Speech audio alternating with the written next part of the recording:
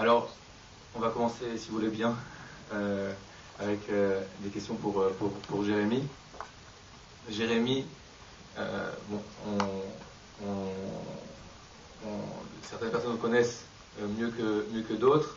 Juste un petit parcours, on a discuté un petit peu. Il y aurait beaucoup trop de choses à dire pour rappeler tout ce que vous avez fait dans votre vie. En quelques mots, vous avez fait le choix de partir il y a déjà une vingtaine d'années. Vous avez découvert le monde d'Internet, 20 ans maintenant, comme assez tôt. On connaît bien aujourd'hui, mais ce n'était pas le cas à l'époque. Vous avez fait le choix de partir du lycée pour entrer dans le monde des startups et le monde Internet, monde technologie. Vous êtes journaliste pour le monde justement de l'Internet, et très vite vous avez fait votre nom dans le monde des nouvelles technologies, et vous avez montré votre première startup à l'âge de 20 ans, à l'âge de 19 ans. De 19 ans à 21 ans, vous avez déjà 40 employés, à 22 ans, 60 employés, et à 24 ans, vous vendez votre première société, et là vous décidez de venir en Eretz Israël. Donc le même jour, vous inventez la société et la maison, et vous venez en Israël, d'abord à Ranana, puis à Bnei Brak. Et c'est ça qui va un peu nous intéresser ce soir, c'est le choix que vous avez fait. A priori, tout est rose, c'est la bulle, c'est les startups, on réussit dans beaucoup de choses qu'on entreprend. Et pourtant vous faites ce choix de venir jusqu'à Bnei Brak, qui n'est pas a priori la Silicon Valley qu'on peut imaginer. Je ne sais pas s'ils avaient déjà Internet à l'époque là-bas. Non, pour l'instant, c'est pas encore la Silicon Valley. Donc, vous avez fait ce choix. Aujourd'hui, vous avez Kima qui m'a 15. Vous faites beaucoup d'activités. Vous êtes dans plus de 200 startups, 300 startups, désolé. Aujourd'hui, ça a bougé depuis tout à l'heure en pensant depuis midi. C'est incroyable. 330. Quoi qu'il en soit. Vienna, vous êtes le repapa de 10 enfants, vous êtes marié, et waouh, Vienna, on a dit.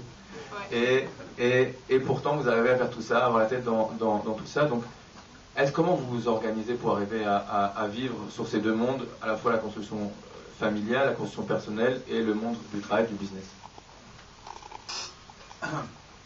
Déjà, mon parcours est un parcours de juif français. Donc, j'étais en école juive depuis le CP.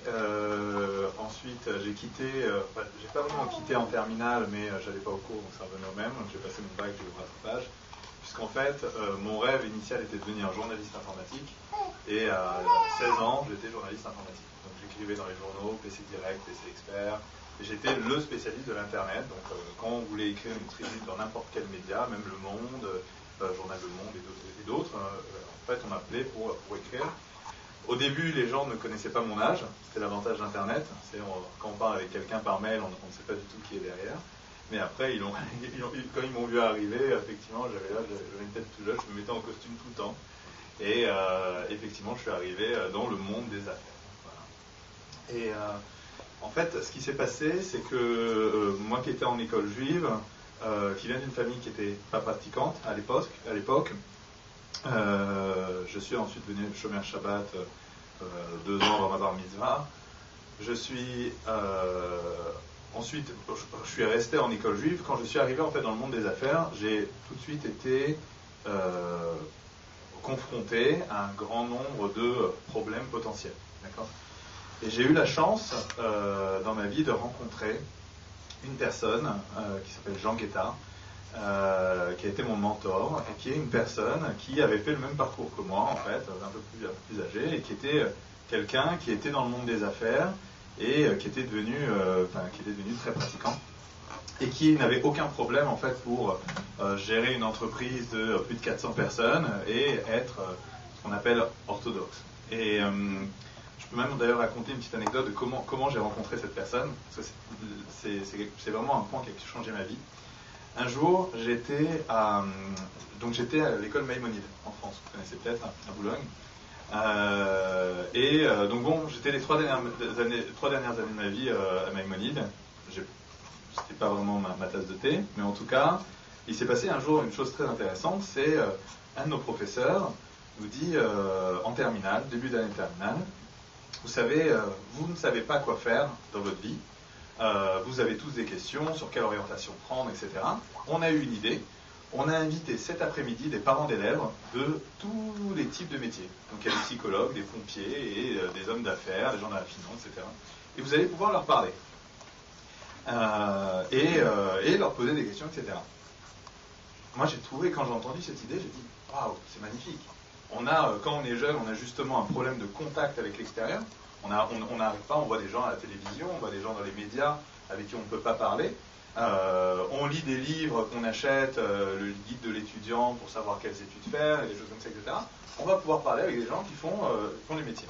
Bon, moi je travaillais déjà, j'étais journaliste informatique, mais à l'époque j'étais pas encore dans mon esprit, je m'étais pas fait à l'idée que j'allais pas faire d'études. Parce que c'était dans le standard français, on fait des études, après bac, etc. J'étais plutôt bon élève, donc il fallait que je fasse ça. Et ce jour-là, oula, voilà. Ce jour-là, le frère de quelqu'un qui est dans la salle, donc je ne vais pas dire qui c'est, qui était un de mes camarades de classe, lève la main et dit au professeur, monsieur, on est obligé de rester. Alors le professeur dit, vous savez, on a fait ça pour vous, pourquoi vous voulez partir? Alors il dit, non, mais je vous pose la question, on est obligé de rester, c'est facultatif et tout. Oui, c'est facultatif, faites ce que vous voulez, on a fait ça pour vous, etc. Et en fait, on était une petite bande d'amis, dont cette personne, et tous mes amis décident de partir, d'accord? Ils prennent le choix, donc bande d'adolescents, décident de partir de l'école l'après-midi, en disant on a l'après-midi libre, on va rentrer à la maison, et je sais pas, on va jouer à la PlayStation. Je sors de l'école, je descends dans le métro, on devait prendre le métro pour rentrer, j'habitais loin de là-bas, et à ce moment-là, je rentre dans le métro, et la sonnerie du métro sonne, qui avertit la fermeture des portes. Et là, j'ai un grand flash, et je dis, mais pourquoi est-ce que je suis mes amis? Pourquoi est-ce que je les suis? Je descends du métro, et les portes se ferment, et tous mes amis me font, voilà, comme tous les adolescents, se moquent de moi, qu'est-ce que tu vas faire là-bas, etc. Et moi, je leur dis à bientôt, au revoir, et je remonte dans cette école. C'est ce jour-là que j'ai rencontré mon mentor. C'est-à-dire que mon mentor, justement, était une personne qui représentait la finance et l'informatique. C'est lui que j'ai rencontré. C'est lui qui m'a dit, Jérémy, avec tout ce que tu es en train de faire, etc., ne crois pas que tu es obligé de faire des études, sachant que lui-même avait fait Centrale, donc il savait de quoi il parlait. Et en fait, c'est avec lui que j'ai monté quasiment toutes mes entreprises. Ce point-là a été, en fait, un changement de ma vie qui m'a fait apprendre deux choses. Un, m'a fait apprendre le fait on a toujours tendance à être des moutons, à suivre la bande, à suivre tout le monde, et à ne pas prendre de choix individuels. Et deux, m'a appris que, effectivement, en rencontrant plein de gens intéressants, des gens qui ont réussi, on apprenait énormément de choses. Ça a l'air standard de dire ça, mais l'une des plus grandes richesses, fortunes de Chine, qui s'appelle Li Ka-ching, dit si vous n'avez pas d'argent, vous avez $20 en poche, vous prenez ces $20 et vous allez inviter quelqu'un de plus brillant que vous au restaurant pour aller lui parler et apprendre de lui. Et en fait, j'ai appris à cet événement-là, j'ai appris à apprendre des autres.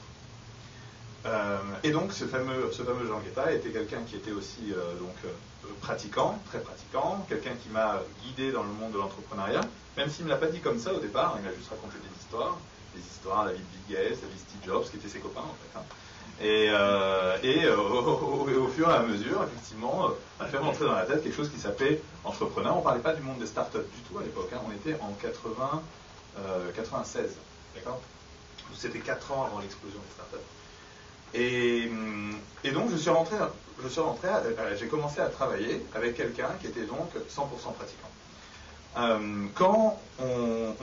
Donc je rentre après en tant que salarié dans un groupe de presse, je suis journaliste, et là j'avais vu mon associé qui faisait comme ça, aucun problème, j'invite l'ensemble de mes partenaires, les autres journalistes, les collègues, les gens que j'interviewe, je les invite toujours dans des restaurants cachers. Et les gens, mes amis autour de moi me disent, mais comment tu fais, c'est super difficile, tu n'as pas honte, etc. Je dis, mais non.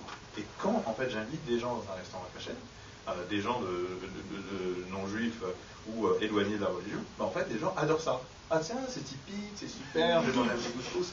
Et en général, je les amène une fois, et la fois d'après, quand j'y retourne, ils sont là en train avec d'autres personnes, ils ont ramené leurs copains. Et donc, ça a été la première chose, c'est que je me suis dit, parce que je l'ai vu, j'ai vu cette fameuse Jean Guetta, j'ai vu une autre personne qui s'appelle Eric Reboux, qui dirigeait Cara, une grosse agence de communication. C'était des gens qui effectivement ne faisaient jamais ne sortaient jamais du sentier. Donc effectivement, on mange cachère, on invite nos clients à manger cachère. Ils ne peuvent pas manger cachère, on les invite à prendre un café ou un thé dans un café n'importe où, on n'a pas besoin que ce soit dans un endroit cachère. En Israël, oui. Et voilà, et donc effectivement, j'ai commencé à manger cachère dans mon monde du travail. Et donc, j'étais le religieux du groupe de presse où j'étais, 200 personnes. Et là, en fait, ce qui se passe, c'est que vous attirez, comme des mouches, tous les juifs qui n'ont jamais dit qu'ils étaient juifs à leurs autres collègues. Alors bon, il y a certains, des noms, Belaïch, etc. Bon, ils ne pouvaient pas trop se cacher, mais il y avait ces noms, monsieur le chevalier, etc., qui arrive et qui me raconte, il me dit, tu sais, j'ai fait la bar mitzvah de mon fils la semaine dernière. Pardon? Et l'autre qui me dit, donc une femme qui me dit, tu sais, Marie-Christine quand même, et me raconte et me dit, tu sais, j'ai circoncis mes 2 enfants, je ne suis pas pratiquante, je ne connais absolument rien, etc. Et en fait, je me suis rendu compte, alors que je n'avais pas du tout ce truc-là, j'avais pas de barbe, j'avais pas de truc, j'avais pas de kippa encore à l'époque. Et en fait, je menais un peu le confident de l'ensemble des juifs qui avaient un problème qui n'avaient pas de lien, justement, plus de lien avec le judaïsme, à part quand on les traitait de sales juifs dehors. Mais bon, à l'époque, c'était encore un peu rare. Il y a eu après le sujet du Shabbat et des fêtes. Sujet de Shabbat et des fêtes, ça c'est le sujet le plus compliqué à expliquer un jour à son patron en disant je suis pas là une semaine, ou je suis pas là 4 jours, ou je suis pas là 3 jours, etc. Pas milieu. Il te reste des jours de congé? Non. Mais je vais pas être là. Mais tu sais qu'on a besoin de toi, etc. Je fais non, mais je vais pas être là. Si tu veux, c'est pas grave, je vais bosser ailleurs. Et en fait, j'ai toujours fait comme ça, un peu au culot, et ça a toujours fonctionné. Et au contraire, en fait, mes patrons, mon rédacteur en chef à l'époque, mes collègues, etc., étaient toujours en train d'admirer, en fait, ma détermination. C'est-à-dire que, voilà, je dois effectivement manger cachère, je dois être shomer Shabbat, et ben, je vais être shomer Shabbat. Point. Il n'y a pas un moment où je vais aller faire un petit détour, ou aller prendre un petit coup de fil urgent. Non, il n'y a pas de choix, c'est comme ça. Et je me suis rendu compte, et je peux vous dire jusqu'à aujourd'hui, donc maintenant ça fait 20 ans que j'ai commencé, ça c'était il y a 18 ans, je n'ai jamais eu de remarques sur ma religion.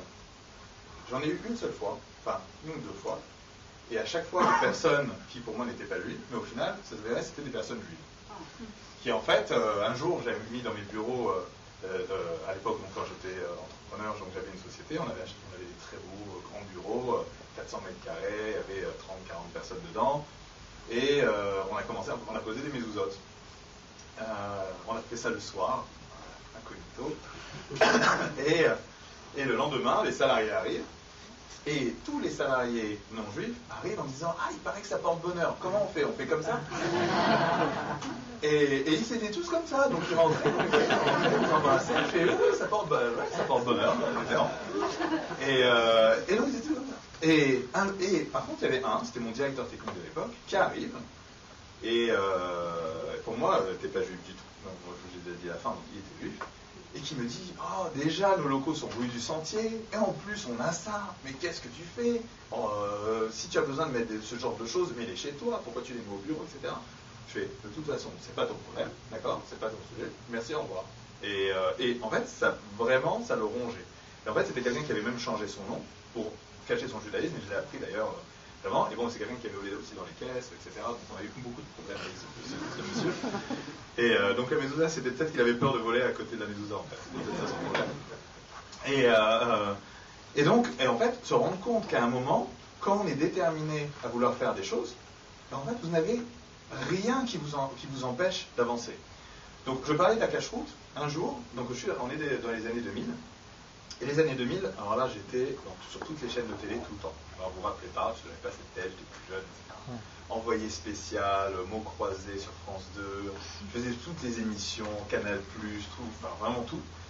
Et un jour, je reçois un... Et oui, j'étais aussi proche du gouvernement, enfin de Jacques Chirac à l'époque et de ses conseillers, parce que je représentais la nouvelle économie, tout ce qui était trendy à l'époque. Et un jour, on reçoit un appel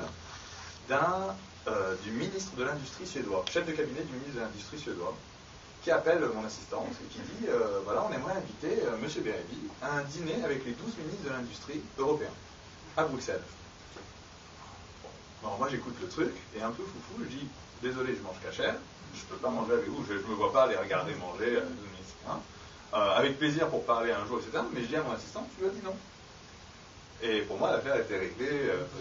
Et le chef de cabinet du ministère dit, mais il n'y a pas de problème s'il mange cachère. Quel est votre numéro de fax? On leur donne un numéro de fax, et il nous envoie la liste de toutes les certifications de cache-route d'Europe, en disant, choisissez ce que vous voulez. Il m'a envoyé le truc, donc voilà, il y avait Strasbourg à côté, etc.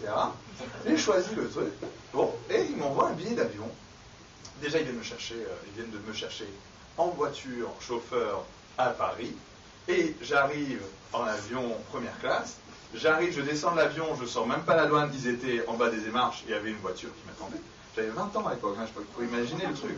J'étais complètement dans les nuages, et j'arrive, on m'amène dans une grande suite à Bruxelles et tout, voilà votre chambre, tout, qu'est-ce que je fais avec tout ça, je suis tout seul. Et on tape à la porte, monsieur, votre voiture est en bas, vous allez au dîner avec les ministres de l'industrie. Donc je fais vraiment les 12 ministres de l'industrie européenne. Je rentre dans une salle qui faisait 4-5 fois cette salle-là, 2 fois la hauteur, avec une immense table au milieu. Il y avait chaque ministre était à côté de son chef de cabinet, et tout autour, vous aviez des aquariums comme ça, avec des traducteurs. Parce qu'en fait, en Europe, les gens sont tellement prétentieux qu'ils ne veulent pas parler en anglais entre eux. Donc chacun parle sa langue, ce qui est très, très pratique. Donc on a des petites oreillettes, etc. Et chacun parle sa langue, et il y a des traducteurs qui traduisent au fur et à mesure. C'est idéal en plus pour manger et tout, d'avoir une oreillette et tout ça. Et à ce moment-là, je vois les serveurs qui sont un peu comme ça, un peu embêtés, ils sont en train de me regarder, je dis bon, ça y est, ils sont en train de parler de mon repas cachère. Et ils viennent me voir, ils me disent monsieur, on a un repas pour vous, il est emballé, etc. Vous voulez qu'on vous l'ouvre, on vous met à chauffer? Je dis non, amenez-le-moi comme ça, etc. Donc c'est comme des plateaux d'avion, plus beaux, etc. Et alors je ne sais pas si vous souvenez, quand vous prenez l'avion, ouvrir un plateau d'avion cachère fait beaucoup de bruit. C'est très très bruyant parce qu'en fait le plastique est très fort, ils ne veulent pas qu'il se soit. Donc en fait, quand on regarde, tu prends un couteau comme ça, il faut essayer de le tirer comme ça. Et moi je suis devant tous les ministres, déjà ils me servent en premier, parce que c'est très pratique. Dans l'avion ils font pareil, mais bon, dans l'avion c'est pas très grave. Mais elle me servent en premier. Et moi je sais d'ouvrir ce sac et tout ça. Et à un moment, il y avait une ministre en face de moi, une femme qui était finlandaise, suédoise, je ne sais plus, une blonde. Et elle parlait un langage que moi, j'avais jamais entendu parler. Et elle me dit, mais qu'est-ce que vous faites? Je mange cachère, c'est un repas cachère. Alors elle me dit, moi aussi je devrais. Et donc voilà, et en fait je me suis retrouvé donc à manger un repas cachère. Bon alors il y avait le ministre français qui était un peu embêté que voilà, le représentant entrepreneur français était un peu comme ça, mais au final ça s'est très très très bien passé. Et en fait il y a eu plein d'histoires comme ça dans ma vie qui ont fait que je n'ai jamais eu en fait le moins de problèmes. Pour moi, il y a une manière technique d'expliquer ça, c'est quand on est déterminé à faire quelque chose, en fait les choses se passent bien. Et aussi, je pense que j'ai l'aide du ciel qui fait que, effectivement, ce qu'on appelle la siyata d'Ishmaïa, c'est que, voilà, il y a des règles dans la Torah, il y a des règles à respecter. Si je dois les respecter, en fait, on va m'aider à le faire. Ensuite, j'étais dans mon bureau, donc j'avais quitté l'école juive donc en terminale, et voilà, quand on quitte l'école, on perd un peu le lien avec l'étude. Même si en école juive, l'étude du judaïsme, de la Torah, etc. est assez light, en tout cas, on perd le lien.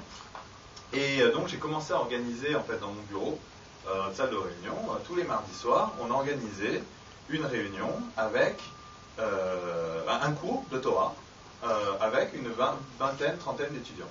Donc en fait, au début, c'était un étudiant qui donnait le cours.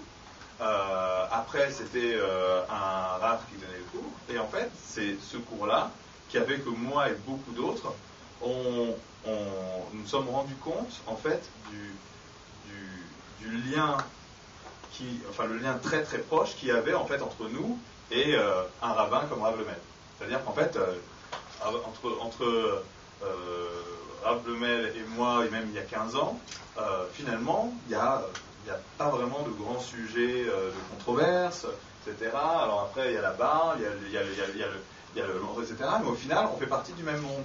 Alors qu'en fait, effectivement, moi, mon esprit, c'était, il y a les rabbins, d'un côté, qui sont eux qui doivent faire les religieux, qui doivent étudier, qui doivent faire plein de trucs, etc. Quand on a une question, on doit leur poser. Et il y a le peuple, vous voyez. Et en fait, j'ai appris à ce moment-là, en fait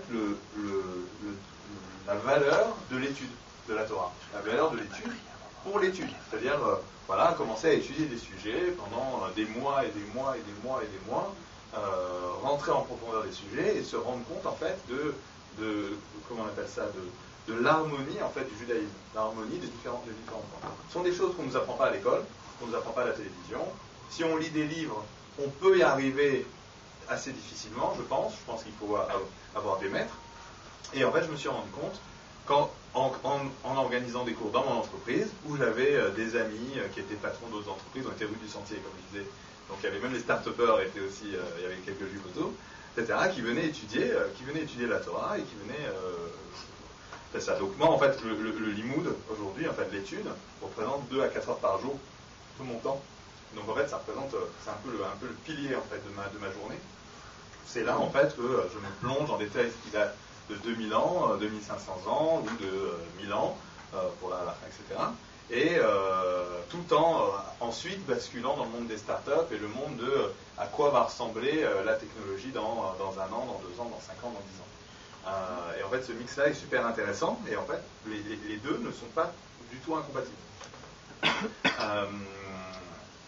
Ensuite, quand je me suis marié, alors bon, déjà, il y a eu un truc, c'est que j'ai commencé à travailler très jeune, et ma relation à l'argent était un peu folle, c'est-à-dire qu'en fait, je ne savais pas à quoi ça servait avant de me marier.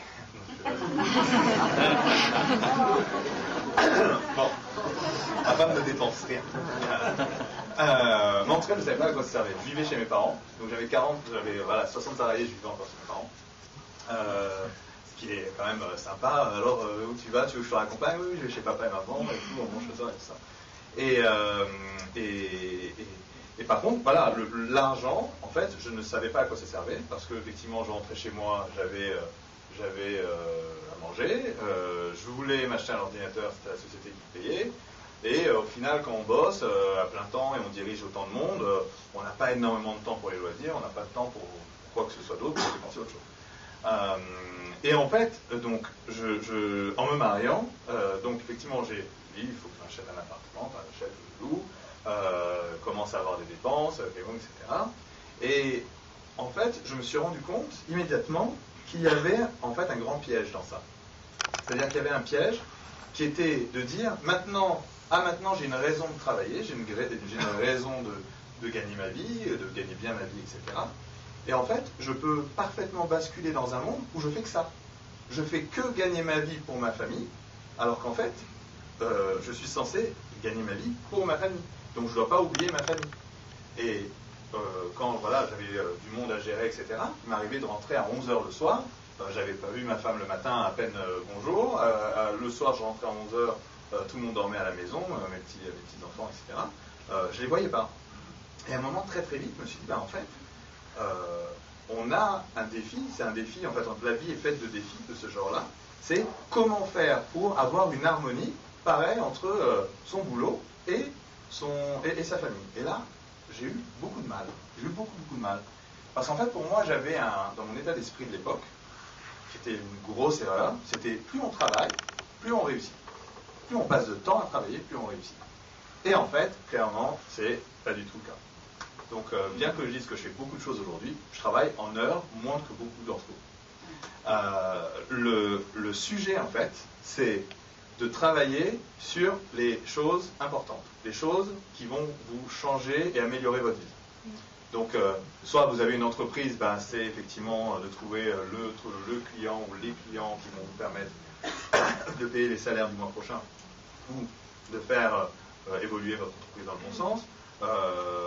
Si vous avez besoin d'argent pour votre maison, votre truc, etc., c'est vous avez besoin de l'argent pour payer votre loyer, ben, vous allez gagner donc ce qu'il faut pour payer votre loyer.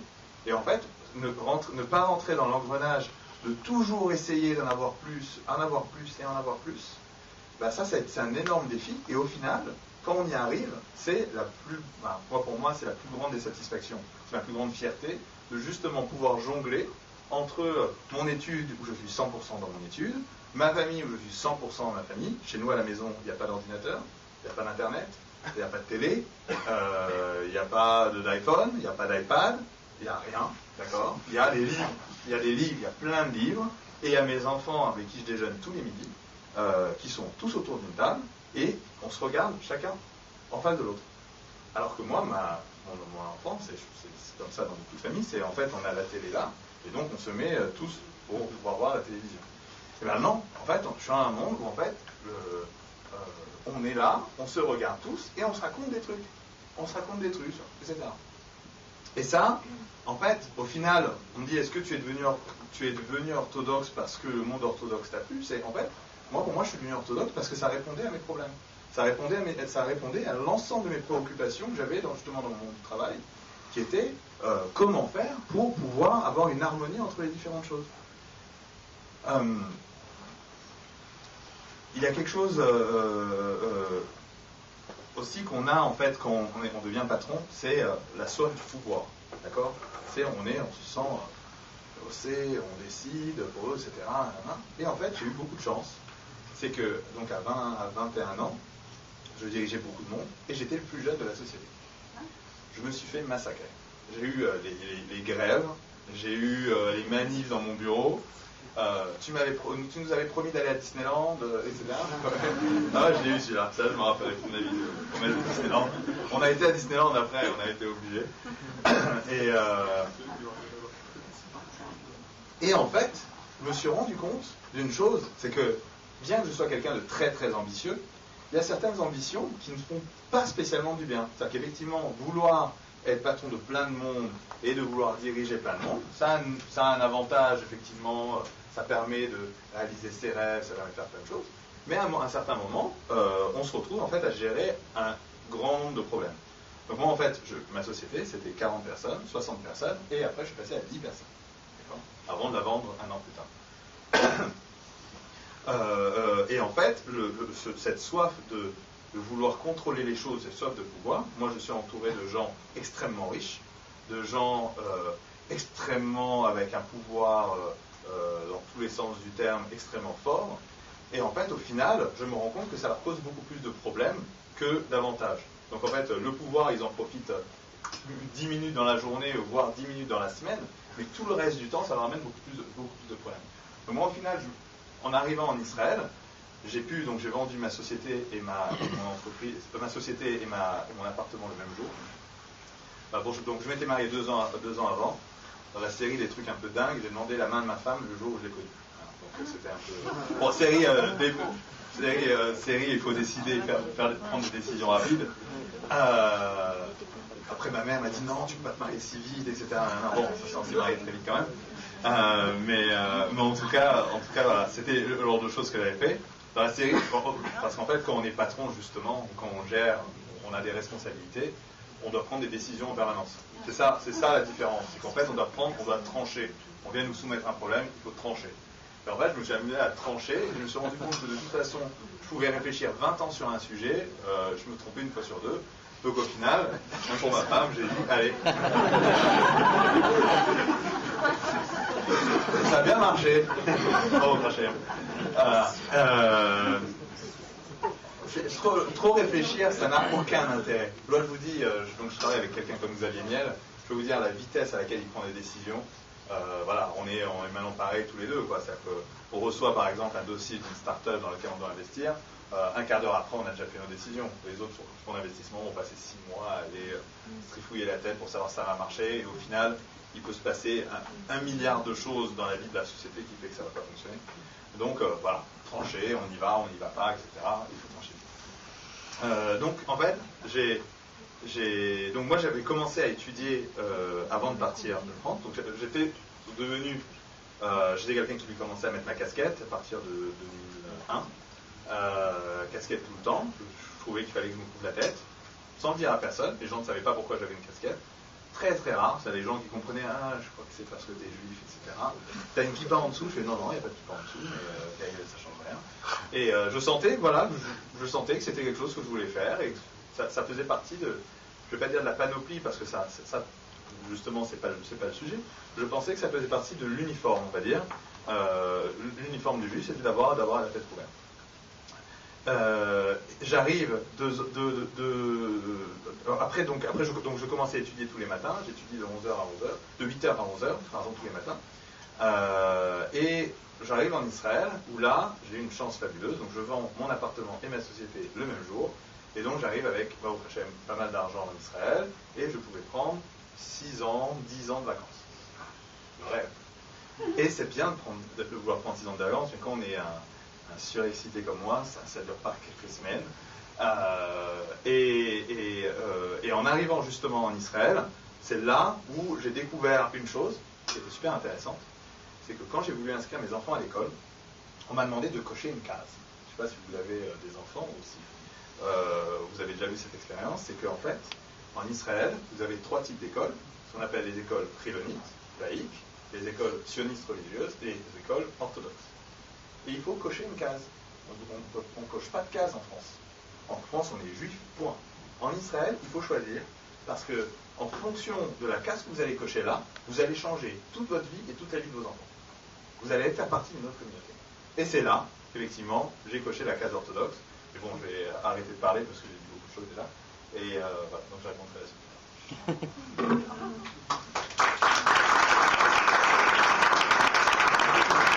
Alors, juste rapidement, je me permettrai à peine de vous présenter. En tout cas, juste un point, peut-être que je vous laisserai rebondir sur ce qu'a dit Jérémy Bérébi. On voit que la Torah a été quelque chose de pertinent dans votre vie, qui vous a permis de vous construire et d'être qui vous êtes aujourd'hui. La question que je voulais vous poser, c'est est-ce que la Torah peut vraiment être pertinente pour tout le monde? Il y a différentes approches, il y a différents types de personnes. C'est pas forcément le même cadre qui peut convenir à chacun. Alors, avant de répondre à ta question, j'ai le bonheur de se connaître depuis un certain nombre d'années. J'ai d'ailleurs, quand il a vendu sa société, il m'a appelé, il m'a dit « Bon, je vends la société, mais j'ai des bureaux, vous ne voulez pas les récupérer pour vos bureaux ?» Donc, j'ai toujours les bureaux de Jérémy, qui est mon bureau. Mais je vais te raconter quelque chose que tu ignores. Je crois que c'est 1990. Ma femme me dit oui. Donc, je ne me suis pas trompé pour une fois sur la date. Une ville à côté de Paris, pas très connue, Clamart. Un hôtel pourri, un petit 2 étoiles mais pourri, au bord d'une nationale, une salle de conférence en sous-sol, et quelqu'un qui est là-bas, un grand monsieur fin, amené par des copains d'une boîte qui s'appelait Cortex et qui s'appelle Jean Guetta. En effet, c'était les premiers séminaires qu'on a le bonheur de faire en France, qui s'appelaient les séminaires à Achim. Et Jean, donc, est arrivé à ce séminaire tiré par des copains qui avaient fondé une boîte, Lambroso et Co, et qui a dit « il faut que tu viennes, il faut que tu viennes ». Moi, je ne savais pas du tout qui était ce monsieur.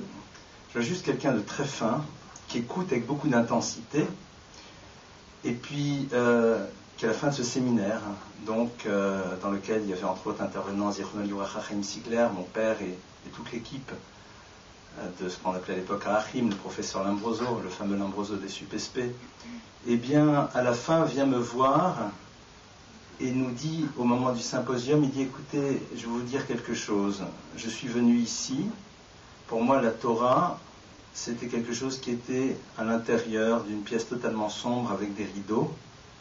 En venant à ce séminaire, j'ai eu une envie c'est d'ouvrir les rideaux et de voir ce qu'il y avait à l'intérieur. Et après, donc, j'ai été le voir au siège de sa société, qui était à l'époque la Sahari, n'est-ce pas, logiciel de gestion. Moi, je ne connaissais rien. Je suis juste, il m'a dit, venez me voir à mon bureau. Alors, moi, je vais en bureau, et puis je vois qu'il y a tout un immeuble. Je me dis, c'est quoi cette histoire? Il a un grand bureau, le monsieur.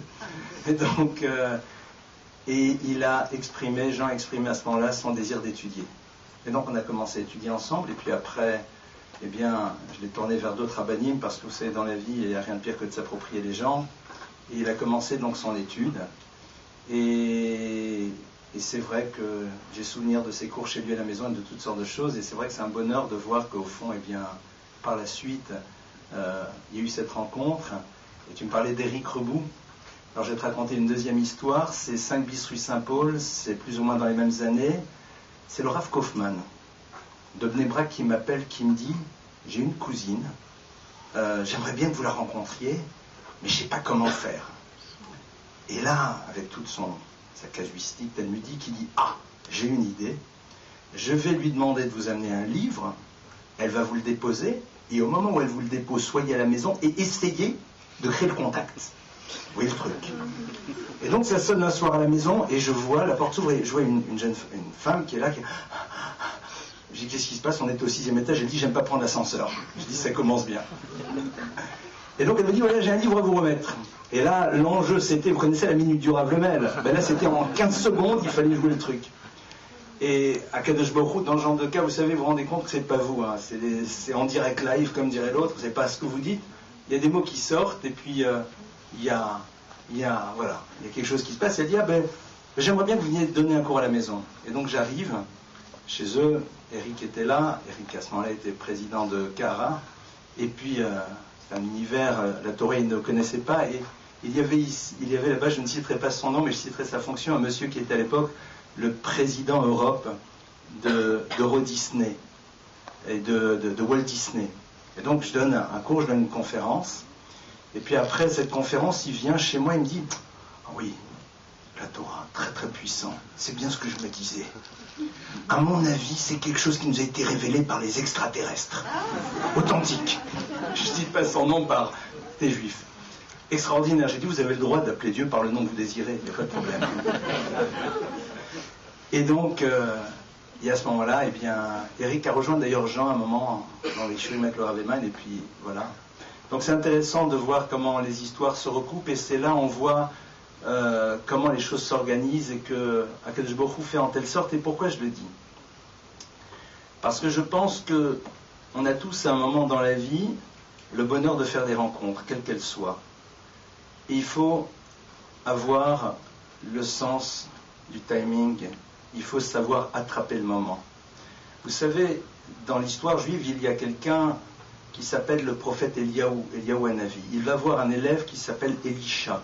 En français, on traduit par Élisée. Elisha, nous dit le texte, il est dehors, il est avec ses bœufs, il est en train de labourer son champ, et Eliyahu Hanavi arrive, Vayasamadarto alav, il lui jette son manteau.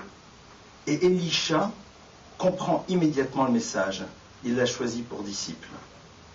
Elisha se lève, donne les bœufs à celui qui est à ses côtés, part et suit immédiatement le prophète. Il a compris qu'il fallait avoir le sens du timing. Il y a des moments dans la vie dans lesquels il faut comprendre que l'occasion, elle est là. Tu nous en as parlé tout à l'heure, entre autres par le choix de ton conjoint, moi pour avoir le plaisir de parler un peu plus longtemps avec mon épouse, j'ai attendu quand même une semaine. Mais c'est vrai que il y a des moments où il faut savoir décider. Et ça, je crois que c'est très intéressant tout à l'heure, ce que tu évoquais avec cette notion de savoir trancher. Bien sûr, ça doit passer d'abord par une préparation. C'est-à-dire quelqu'un qui sait au fond, à ce moment-là, faire ce que la Torah attend de nous, c'est-à-dire, il sait avoir une gestion des priorités. Vous savez que la libération du peuple juif, elle s'est construite autour du Seder, le Seder de Pessah. Seder, c'est l'ordre. L'ordre, c'est savoir gérer les priorités. Et d'ailleurs, les lettres du mot Seder, si vous les organisez autrement, ça fait le mot Dorès. Dorès, c'est déchiqueté. C'est-à-dire quelque chose dont tous les aimants sont là, mais seulement comme vous l'avez complètement écrasé, ça ne peut plus remplir sa fonction. Tout est là, mais ça ne peut servir plus à rien. Et je crois que, en effet, c'est en tout cas cette leçon-là, entre autres, qui nous est commune, et je pense que c'est savoir en effet avoir le sens du timing. Savoir que dans la vie, en effet, il y a des moments dans lesquels il ne faut pas avoir trop d'atermoiements. Il faut savoir que Akadosh Baruch Hu nous donne des rendez-vous et qu'à ce moment-là, on doit prendre des décisions et y aller et avancer. Alors, bien sûr, la question tout à l'heure, je t'entendais parler, je me disais, mais il y a peut-être des gens dans la salle qui disent, ouais, mais enfin, bon, Jérémy, Beribi, Biraïnara, comme ça qu'on dit chez les Ashkénazes. Eh bien, alors, c'est vrai que chacun, à un moment dans la vie, a des occasions qui se présentent à lui. Et je crois que, au fond, ce qui est important, c'est de savoir à un moment ne pas gâcher son potentiel. Et à mon avis, quand tu me disais tout à l'heure, Ethan, et qu'il faut savoir en quoi la Torah, qu'est-ce qu'elle joue ici comme rôle, je crois que la Torah nous demande de ne pas gâcher notre potentiel, soit en décidant de l'ignorer, soit en l'utilisant dans des univers inappropriés. C'est la pire des choses. Ne pas vouloir voir son potentiel, ou alors quand on le connaît, ne pas l'utiliser dans des univers appropriés, le gâcher. Il va nous apporter un certain nombre de choses, mais quelque part, on ne pourra pas construire. Et je crois qu'au fond, ça, c'est valable pour tout à chacun. Après, chacun a son parcours, chacun a son histoire. Alors toi, tu étais chef d'entreprise, tu as dit Shabbat. Ben moi, je vais te raconter une histoire. Une histoire que j'ai vécue à la Yeshiva d'un monsieur qui était receveur à la poste. Il était, vous savez, derrière le guichet. Il était facteur. Et ce monsieur qui fleurait bon l'accent marseillais, il venait de Marseille, il avait un accent incroyable, qui avant de faire tchouva était un adepte du restaurant dans lequel on payait et puis après on pouvait manger tout ce qu'on voulait autant qu'on voulait, un jour décide lui aussi de faire tchouva, de changer. Et puis il décide de faire Shabbat. Mais là, il est dans l'administration. Eh bien, il leur expliquait qu'il devait faire Shabbat. Et là, on lui expliquait, ben, si vous faites Shabbat, c'est la porte. Il a dit, oui, mais je ne peux pas faire autrement. Je suis prêt à travailler au Louvre, la nuit, ce que vous voulez. Et qu'est-ce qu'il a fait? Le vendredi en été, à 17h47, c'est-à-dire au moment du coucher du soleil, c'est-à-dire l'entrée du Shabbat plus 18 minutes, il posait son stylo, il était derrière, et il ne travaillait plus. Bien sûr, convocation et tout. Résultat, il était muté dans des bureaux. Et je me rappelle encore comment il arrivait, après il travaillait sur les Champs-Élysées, il arrivait à pied de là-bas, et à ce moment-là j'étudiais dans le 4e arrondissement, donc il y avait comme une sacrée trotte, et il arrivait avec le sourire. Et c'était quelqu'un qui en effet n'aurait peut-être pas été courtisé, c'est-à-dire qu'au fond, ne vous dites pas, ah oui mais lui, c'est pas vrai. Je crois que chacun d'entre nous, c'est un problème de ratson, c'est un problème de volonté. Plus que cela, dans un monde dans lequel se démarquer à un moment peut être vécu comme étant quelque chose qui nous met à l'extérieur d'un système, quel que soit l'univers dans lequel vous êtes, il y a un principe. C'est la notion du positionnement. Où je me positionne. Et c'est là où je vais essayer de répondre à ta question. Vous savez qu'aujourd'hui, on est dans une société qui est de plus en plus bouleversante parce que la société organise la loi autour de ses désirs. C'est ce que nous voyons en France, on l'a vu de manière incroyable à travers le mariage pour tous. C'est-à-dire que la loi est là pour valider le désir d'un système ou d'une société, ou alors de ceux qui parlent le plus fort, ou qui ont les zones d'influence les plus pertinentes à cet instant-là. Et donc comme après c'est la loi, donc la loi me rassure, je suis dans la loi. C'est pas pour rien, vous savez que les nazis ont créé des lois raciales. Il y avait un code de loi, parce que c'est la loi, au nom de la loi. La Torah nous dit que c'est exactement le contraire. L'homme organise sa vie autour d'une référence. Il ne construit pas la référence pour justifier ce qu'il a envie d'être. Parce que si c'est cela, nous sommes dans des systèmes à géométrie variable. Et on le voit, et on en voit la dimension perverse dans sa dimension ultime dans le nazisme, mais aussi dans tout ce que l'on voit aujourd'hui. Au fond, vous savez, c'est un petit peu le problème de celui qui a toujours 100 aux fléchettes, parce qu'il a pris une habitude. Il tire la flèche, et après il fait la cible. Il sera toujours au centre de la cible qu'il aura mise autour de sa flèche. Et je crois qu'à un moment, en tout cas moi ce que j'entends, c'est pas juste la Torah, c'est le problème du positionnement. Comment je me positionne? Et à partir du moment où je suis positionné, eh bien on n'est pas dans un système dans lequel on va devenir ce qu'on appellerait des caméléons sociaux. C'est-à-dire chercher sans arrêt à s'adapter à la réalité du monde qui est là, par peur de ne plus être aimé, par peur de déplaire. J'ai entendu un jour d'un thérapeute extraordinaire, Segi Hirsch, un monsieur qui a encore les numéros d'Auschwitz gravés sur son bras, qui est le maître de tous les grands thérapeutes en thérapie systémique aujourd'hui au monde, c'est un monsieur qui a 84 ou 86 ans. et qui m'a dit cette phrase, et à mon avis, elle devait être présente dans ta tête, elle doit être présente dans notre tête, dans ce genre de situation. La phrase, elle est très simple. Pas tout le monde dans la vie n'aura le mérite de vous aimer. Si l'amour et l'acceptation que les autres auront de nous est conditionné par le fait que nous soyons à l'image de ce qu'ils attendent que nous soyons, alors je n'ai pas besoin d'être aimé. C'est un amour conditionnel. Si l'autre n'est prêt à m'accepter que dans la mesure où je suis à un moment ses règles, et si je ne les suis pas, il ne m'aime pas, eh bien au fond, pourquoi vais-je faire des contorsions pour être accepté de lui? Et ça, c'est au fond une règle que l'on doit être capable de mettre en place. La Torah nous paraît à tous. Jérémie tout à l'heure parlait de Jean Guettard, qui est un ami proche, vraiment proche, et Eric aussi, qui aujourd'hui est à Londres d'ailleurs, à mon avis, étape avant Israël, on s'est parlé récemment. Jean Saillet est déjà en Israël, après une petite étape à Londres. Et j'ai eu aussi le bonheur de rencontrer beaucoup d'autres personnes de plein d'univers. Je veux dire, quand on s'est revu tout à l'heure, j'ai revu ce que j'avais vu il y a quelques années. Une chose. Alors la barbe, c'est vrai, un peu, hein, quand même, plus long. Tu verras quand elle va commencer à blanchir, peut-être que tu vas la faire un peu plus courte. Tu verras. Mais il y a quelque chose d'extraordinaire. C'est une chose, le regard. Eina Shunra de Liba. Le regard est révélateur de ce qui se passe dans le cœur. D'ailleurs, c'est la raison pour laquelle aujourd'hui, on se parle via des choses. Et on va parler tout à l'heure, parce qu'on a quand même parlé de nouvelles technologies, hein, si ça ne te dérange pas. Parce que tout à l'heure, je lui ai fait un deal. Je lui ai dit, écoute, peut-être qu'on échange. Toi, tu parles de Torah, moi, je parle de nouvelles technologies. Alors, ce que je suis sûr, c'est que ce que tu vas dire, à mon avis, ça sera bien. Parce qu'en Torah, il connaît. Mais en nouvelles technologies, ce que je vais dire, à mon avis, ils vont se lever en 15 secondes, ils vont partir en courant. Donc, c'est un petit peu ça. C'est-à-dire, je crois qu'aujourd'hui, notre problème à nous, c'est d'arriver un petit peu à dépasser un petit peu nos a priori, nos peurs, nos angoisses, de se faire nous-mêmes notre propre idée. C'est-à-dire de prendre le risque. Prenons le risque.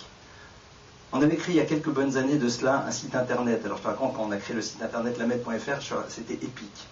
C'était les cours du Hammam Café à l'époque. Je donnais des cours au Hammam Café. Il y a un garçon qui s'appelait Alexandre Lebar. Je le cite parce qu'il a été incroyable. Il a eu une place énorme dans cette aventure. Et Alexandre vient chez moi. Un soir, après un cours, il me dit, il n'était pas encore marié. Il était à ce moment fiancé. Il me dit, Rav Lemel. Je dis oui. Ah non, on se tutoyait. Il me dit, Élie. Il dit ouais. Il dit, tu sais, à mon avis, il faut faire un site internet. Je le regarde. J'ai fait comme toi. La différence, c'est que moi, je ne sais pas du tout de quoi il s'agissait. Je lui dis, ah oui, je suis totalement d'accord. Et à ce moment-là, je raconte l'histoire. Il y avait quelqu'un, c'était la bulle Internet. Tu l'as connu peut-être, il existe toujours, Michael Schwartz, qui avait créé une boîte. Ils avaient un immeuble particulier dans le 17e et tout. Il vient me voir, il me dit, c'est bon, je m'occupe de tout. Et je vais voir quelqu'un d'autre. Je pense qu'il n'aurait pas envie que je le cite, parce qu'il a mis une somme d'argent importante à ce moment-là. Et c'est quelqu'un d'extrêmement discret. Le site est fait, Louis Nishman d'ailleurs, de son papa. Et il m'a dit, écoute, voilà...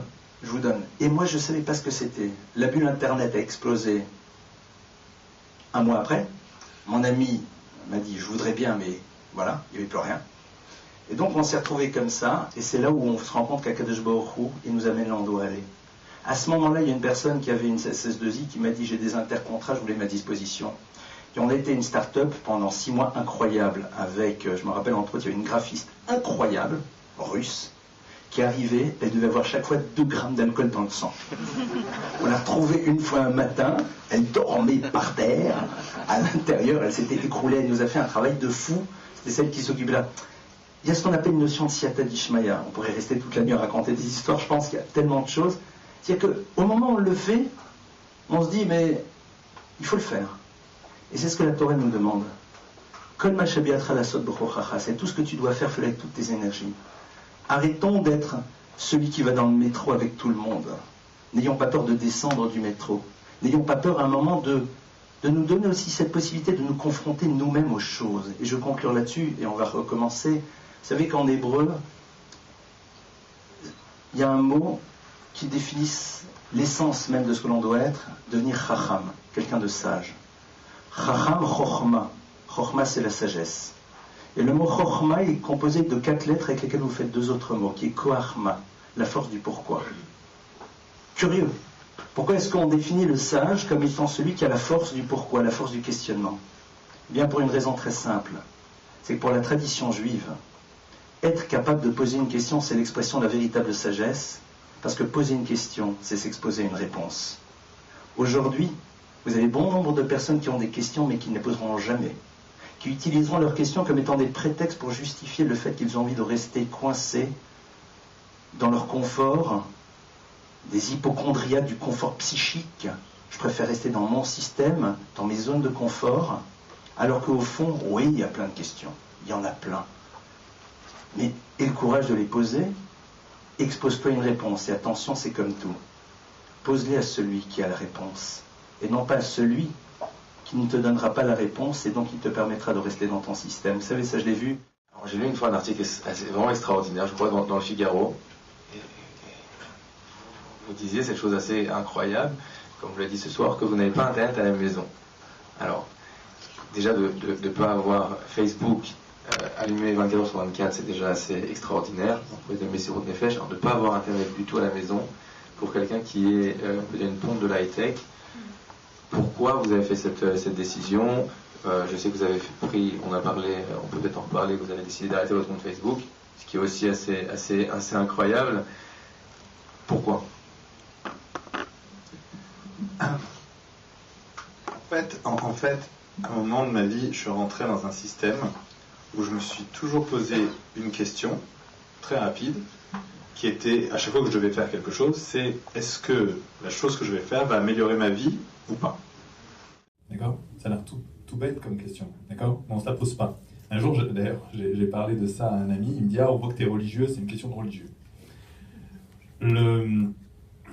Internet, je l'ai connu depuis le tout début. À une époque où, en fait, quand il fallait charger une image, à l'époque, il y avait le site du Grand Louvre, il y avait la Joconde, il fallait attendre genre 1 heure pour que la page se charge, d'accord? Et l'image apparaisse entièrement. Donc on allait manger, j'allais manger, le truc, et en plus, l'heure de connexion coûtait 80 francs à l'époque, donc c'était très cher pour voir la page, etc. Et en fait, j'ai aimé, en fait, ce que j'ai aimé dans Internet, c'est l'accessibilité des gens. Donc, d'ailleurs, quand j'ai connu Internet pour la première fois, la première chose que j'ai fait, c'est que j'ai envoyé un email au journaliste qui avait écrit l'article que j'avais lu et qui traitait d'Internet. Et le journaliste m'a répondu 1 heure après. Moi, petit garçon, petit adolescent de 16 ans, il me répond « Bienvenue dans le cyberspace ». Il m'a répondu, je me rappellerai toujours. Et moi, pour moi, les journalistes étaient des gens mais très loin, c'était l'univers des gens que j'admirais, j'adorais ça, cet univers. Ah, bon, j'étais bien déçu après. Et voilà, j'avais ce contact. Il ne m'a pas demandé mon âge, il ne m'a pas demandé qui j'étais. La seule chose qui l'importait, c'était ce que je lui écrivais. Et en fait, donc l'avantage d'Internet, c'est effectivement l'accessibilité des personnes, l'accessibilité des connaissances. Mais en fait, on est arrivé à un moment où, quand je recevais un mail, enfin moi, je suis un accro de mail depuis très très longtemps, où à une époque, on recevait 4 mails par jour, c'était exceptionnel, d'accord? On est arrivé à un moment où, en fait, on est devenu extrêmement connecté, ultra connecté, trop connecté. Je pense, moi, personnellement, je pense que le cerveau humain n'est pas fait pour recevoir des notifications du matin au soir. D'accord? N'est pas fait pour recevoir le message de sa cousine, de son cousin, de son tous ces événements, tous ces statuts, tous ces trucs, etc. Je pense qu'on n'est pas fait pour recevoir, en fait, se faire mitrailler de l'ensemble de ces informations, qu'on n'est pas allé chercher, d'accord, qui nous arrive tout seul, parce qu'en fait, l'homme a besoin en permanence d'être seul. C'est quelque chose qui est clair et net, c'est de temps en temps, pour être créatif et pour arriver à produire des choses, il ne faut pas recevoir de l'information. Pour être productif, moi j'ai un logiciel sur mon ordinateur, sur mon Mac, qui s'appelle Antisocial, et un autre qui s'appelle Freedom. Alors, Antisocial, ça coupe Twitter, je suis encore sur Twitter, et ça coupe Facebook, etc. Donc en fait, vous mettez le nombre de minutes dans lesquelles vous allez couper, et c'est terminé, vous ne pouvez plus revenir en arrière. Vous rallumez l'ordinateur, etc., c'est fini, vous êtes bloqué. Et Freedom, c'est complètement déconnecté. Et en fait, j'utilise ce logiciel en permanence. En fait, je me fais des tranches comme ça de 30 minutes, 1 heure, et ce sont les tranches les plus productives de ma journée. C'est là où, en fait, je crée des choses. Se déconnecter, j'ai toujours un iPhone, un Android, un truc, j'attends mon Amazon Fire Phone qui arrive. En fait, sur mon bureau, j'ai tous les appareils, mais mon téléphone aujourd'hui, c'est ça, d'accord? C'est les vieux Nokia à 200 shekels. On peut consulter le web dessus, en WAP. Attention, ça marche très bien. On a du SMS, on m'a envoyé des messages.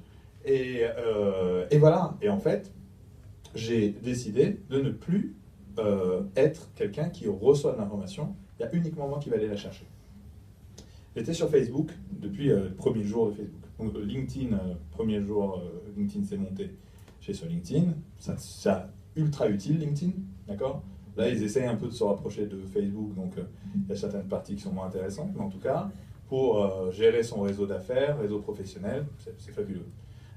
Facebook, premier jour, enfin, au départ, Facebook était destiné aux grandes écoles. Pour s'inscrire à Facebook, il fallait mettre avoir une adresse mail d'une grande école américaine. Et le jour où c'était disponible au grand public, paf, je me suis inscrit. Bon, alors moi, j'adore m'inscrire aux nouveaux trucs. Du matin au soir, je m'inscris à de nouveaux trucs. Jusqu'à aujourd'hui, hein, je continue à m'inscrire à de nouveaux trucs.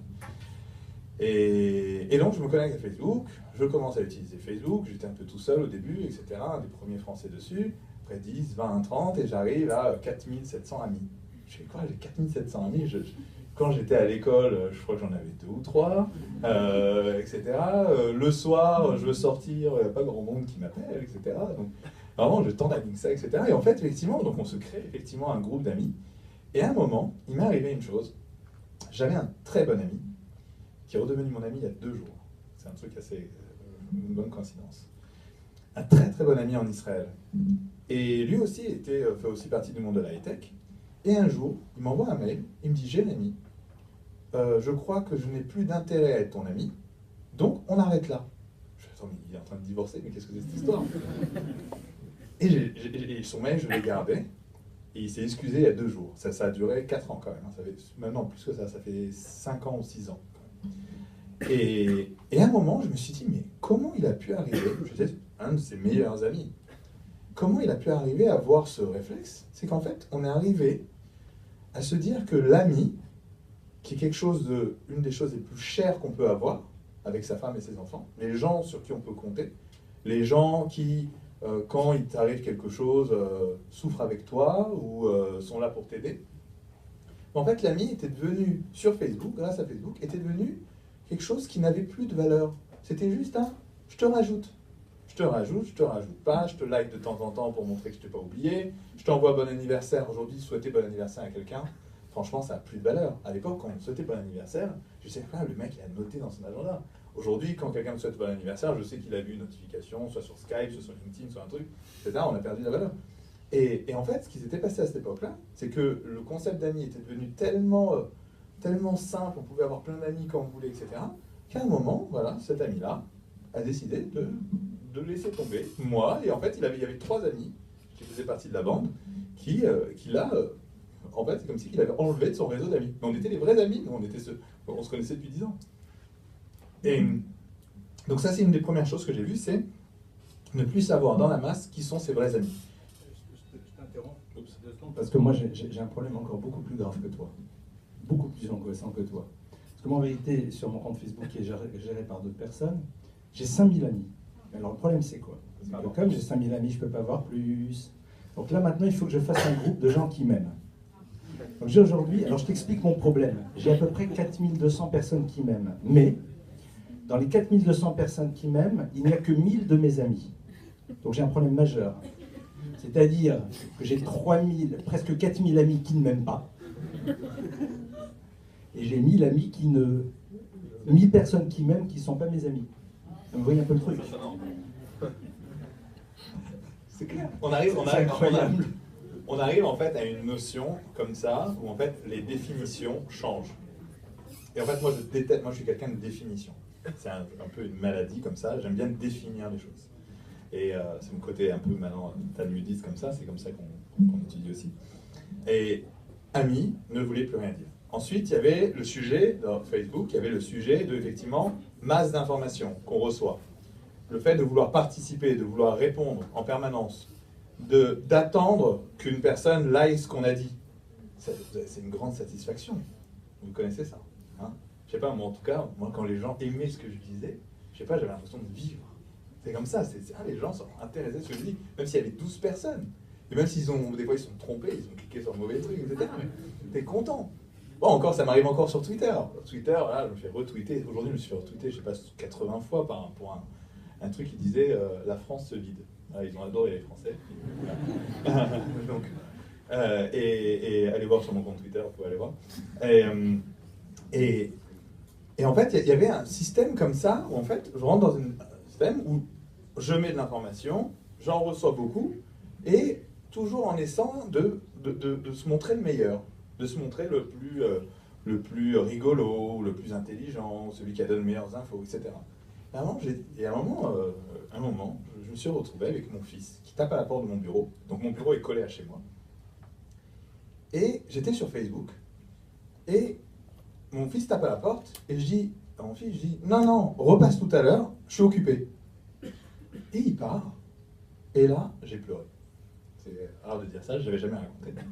J'ai pleuré. Et j'ai dit, mais qu'est-ce que je viens de lui dire? Mon fils est là, il venait de rentrer de l'école.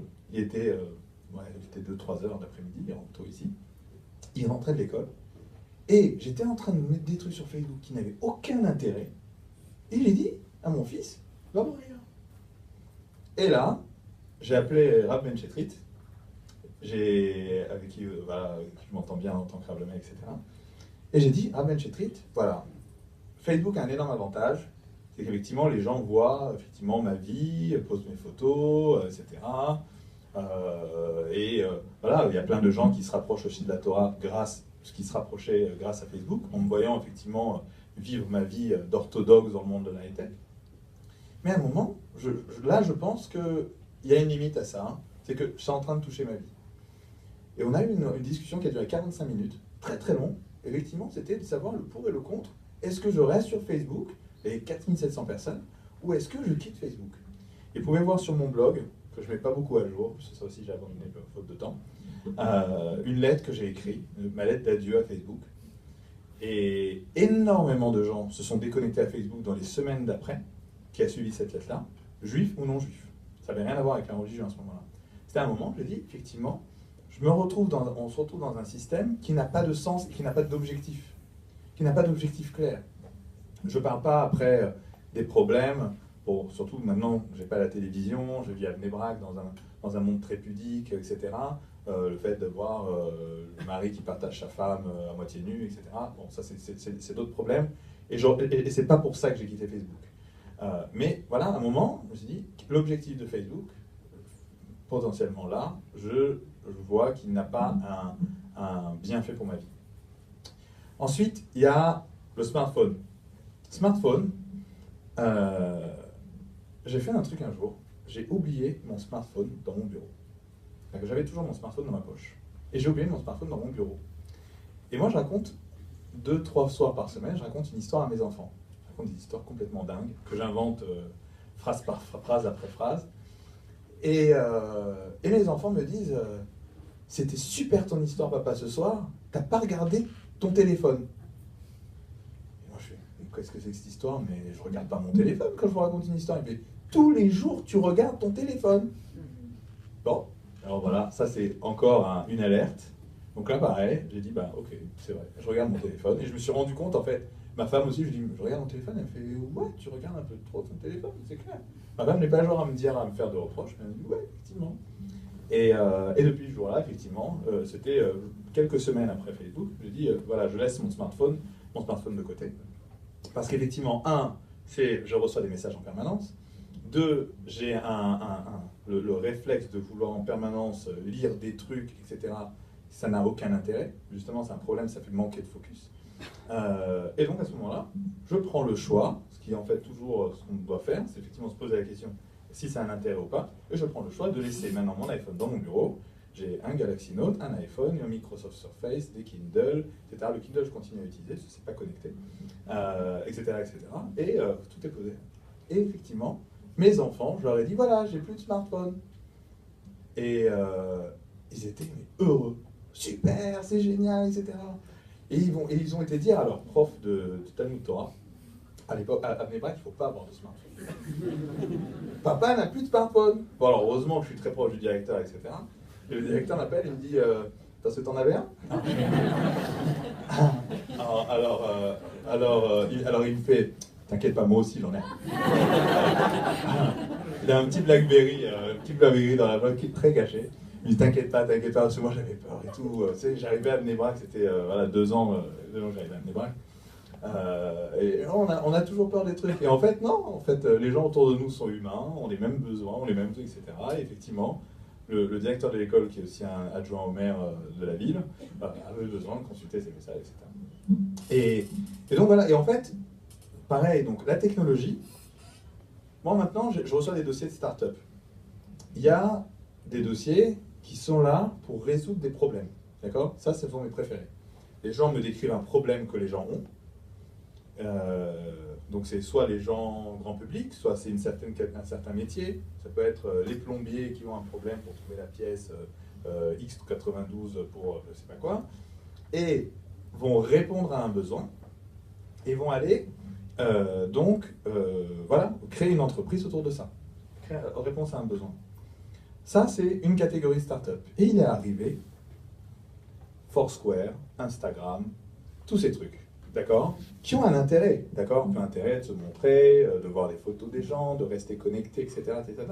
Et il est arrivé, en fait, énormément d'outils qui ne sont pas là, en fait, pour améliorer la vie des gens, mais qui sont là pour faire passer du temps aux gens, pour bouffer du temps. Et en fait, c'est très simple. La raison de ça, c'est qu'effectivement, les gens ont énormément de temps. On a énormément de temps libre. La preuve, on peut passer 2 heures devant un match de foot. J'ai très peur de parler du foot, à chaque fois je peux me faire insulter. Pardon ? J'avais lancé la pétition anti-Coupe du Monde en 2008, je crois. Je l'ai passé sur BFM pour embêter les gens. Et ça a fait un gros carton. Elle est encore sur mon blog. Il y avait genre 700 signataires. Non, ouais, 700 signataires. Mais on a du temps finalement. En plus, aujourd'hui, en France, il y a les 35 heures. Ici, on a le temps d'aller à la plage, on a des jours, etc. Et en fait, la société crée des choses pour remplir ce temps. Et en fait, dans le monde, quand on est religieux, quand on étudie la Torah, on n'a jamais de temps. Parce qu'en fait, moi, ma bibliothèque fait tout ça, quoi. Je sais pas, il doit y avoir 1200 livres, quelque chose comme ça. J'en ai pour 10 vies pour lire, d'accord? Donc à un moment, j'ai un grand stress comme ça. D'ailleurs, il faut toujours se calmer parce qu'il faut aller calmement. Le temps a énormément de valeur. Énormément de valeur parce que ça peut être productif pour des choses. Énormément de valeur parce que tu peux passer du temps avec tes enfants ou avec ta mère ou ta grand-mère qui attend ton coup de fil et qui veut te raconter des tonnes de trucs pas intéressants. C'est filmé.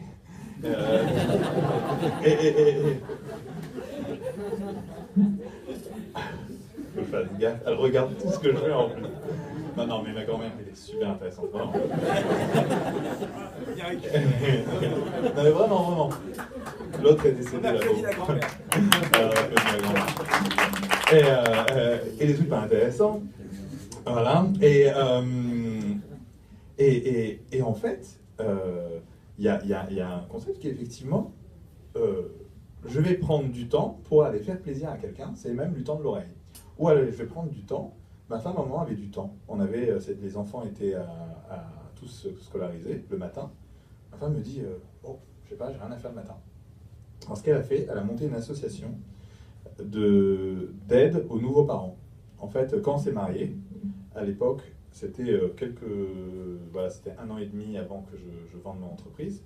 Donc en fait, j'étais juste un salarié. J'étais pas riche. En papier, j'étais très riche, mais en compte en banque, j'étais pas très riche.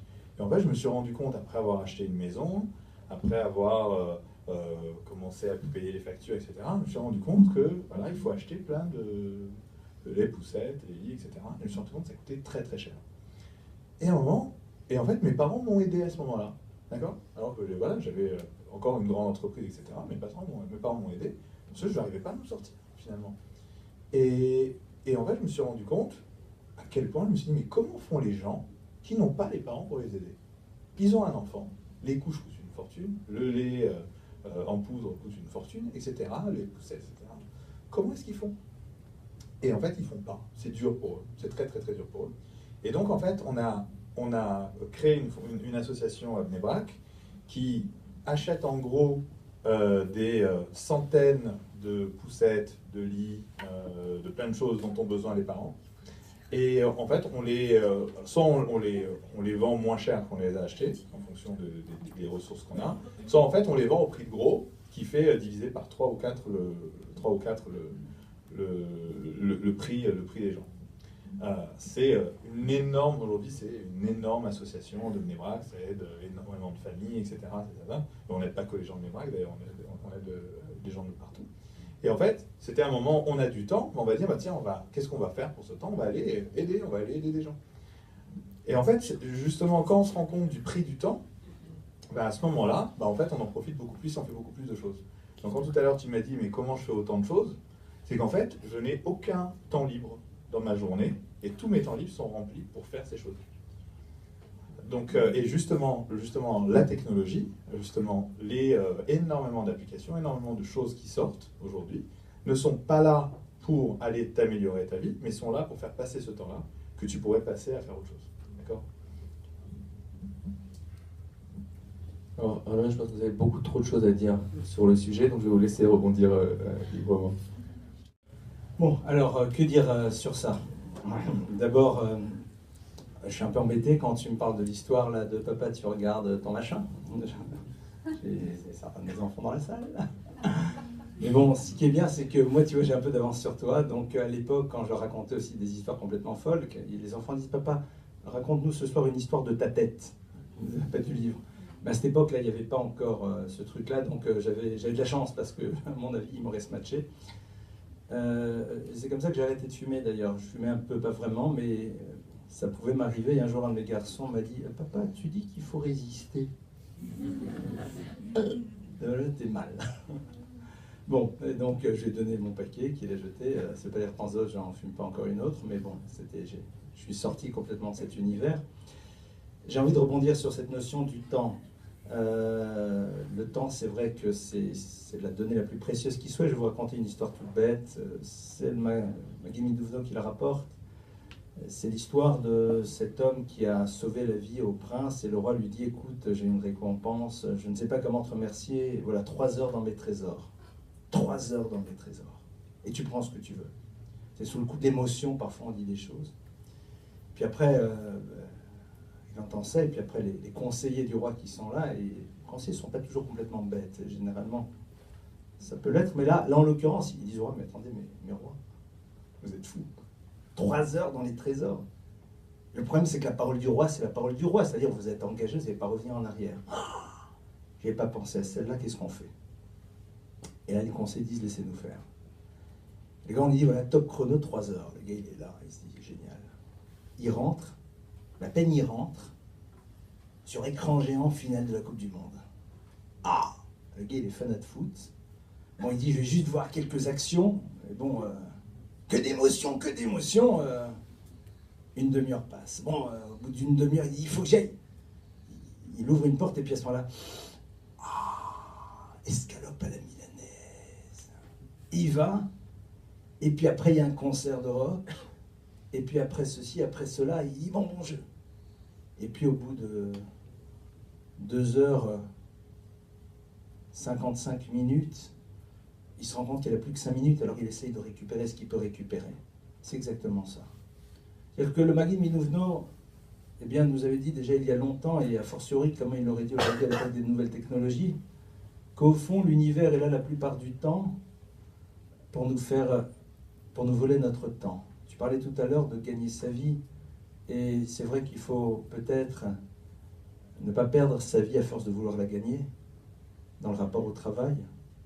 Et aussi, quelque part, cet univers, au fond, de loisirs, qui n'est là que pour pouvoir, au fond, combler un vide et une forme d'angoisse. Je crois que moi, j'ai un peu plus loin de ce que tu disais tout à l'heure. Vous savez, je crois qu'on a une forme d'angoisse par rapport à la notion de finitude. Et donc, soit on se confronte, et on est dans l'acceptation de la dimension finie de l'existence, et donc à partir de cela, on se dit, qu'est-ce qu'on va faire, non plus dans notre vie, mais de notre vie. Et ça change radicalement le regard sur les choses, ou alors on est là et puis on est dans des formes de simuli permanents, et puis c'est bon, ça va, on a le temps. C'est très violent la phrase que je veux dire, et je m'en excuse parce qu'elle peut être très lourde pour certaines et certains, mais tu as envie d'avoir 70 ans la bar mitzvah de ton premier fils. C'est-à-dire qu'à un moment, la vie fait qu'on voudrait certaines choses qui ne se passent pas, c'est vrai. Mais parfois, c'est bon, j'ai le temps.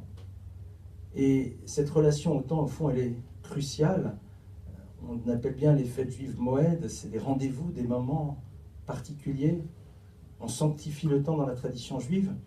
Et ce qui est important, au fond, c'est peut-être de savoir aussi donner du sens aux moments qui ne sont pas aussi toujours productifs.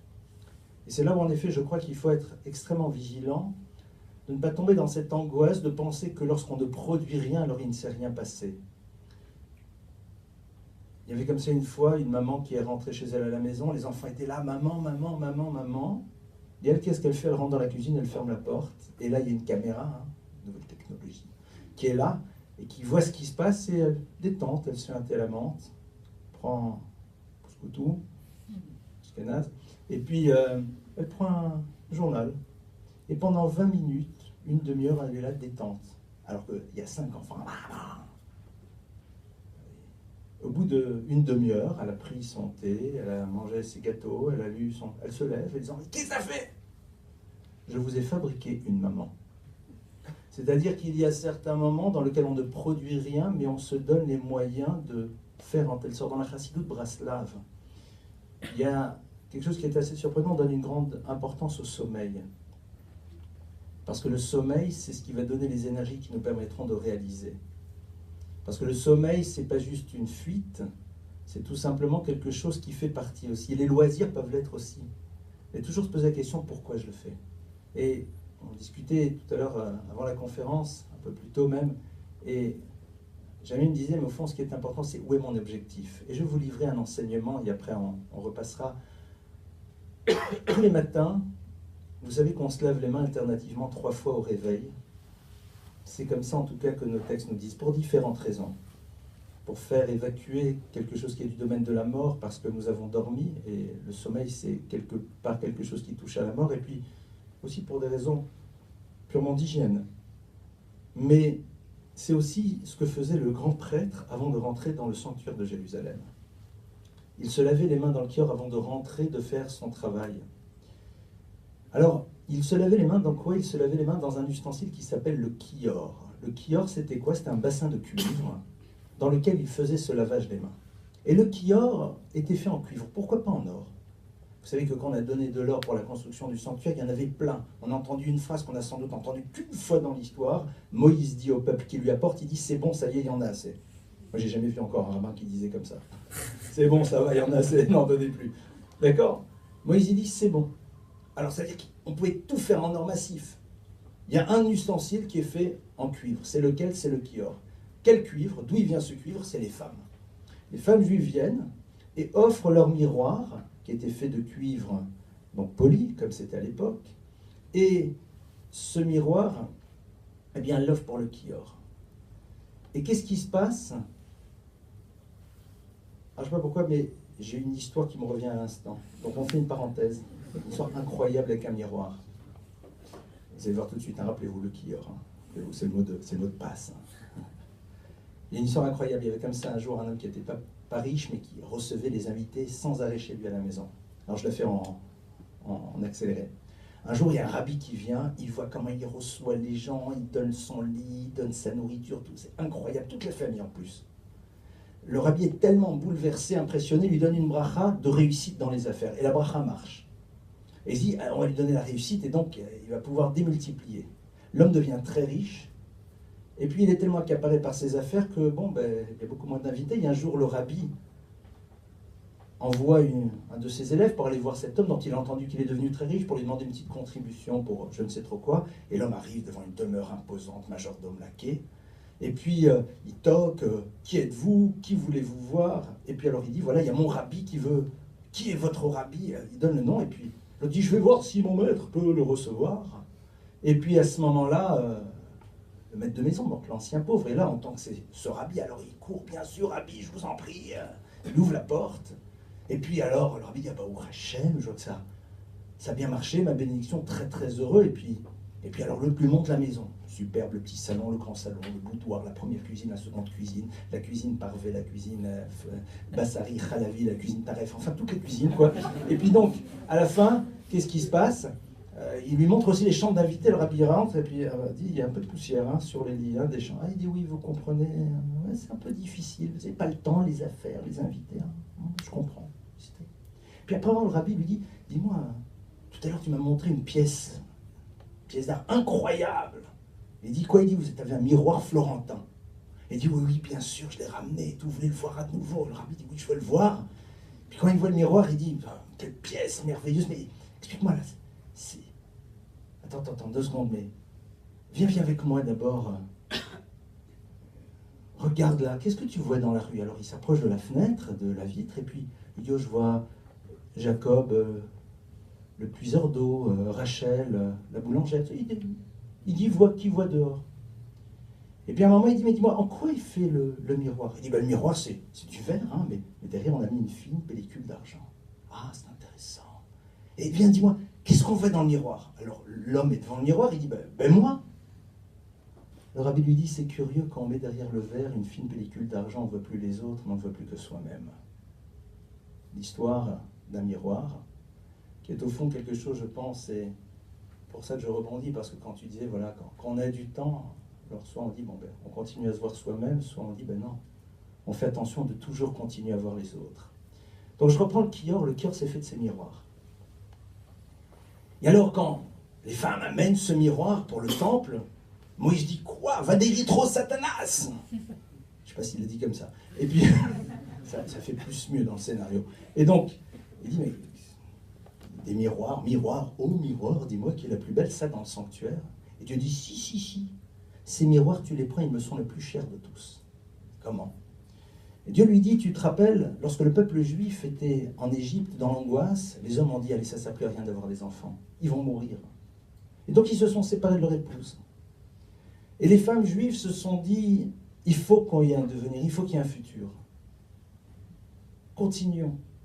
Le problème, c'est que les hommes, ils faisaient chambre à part.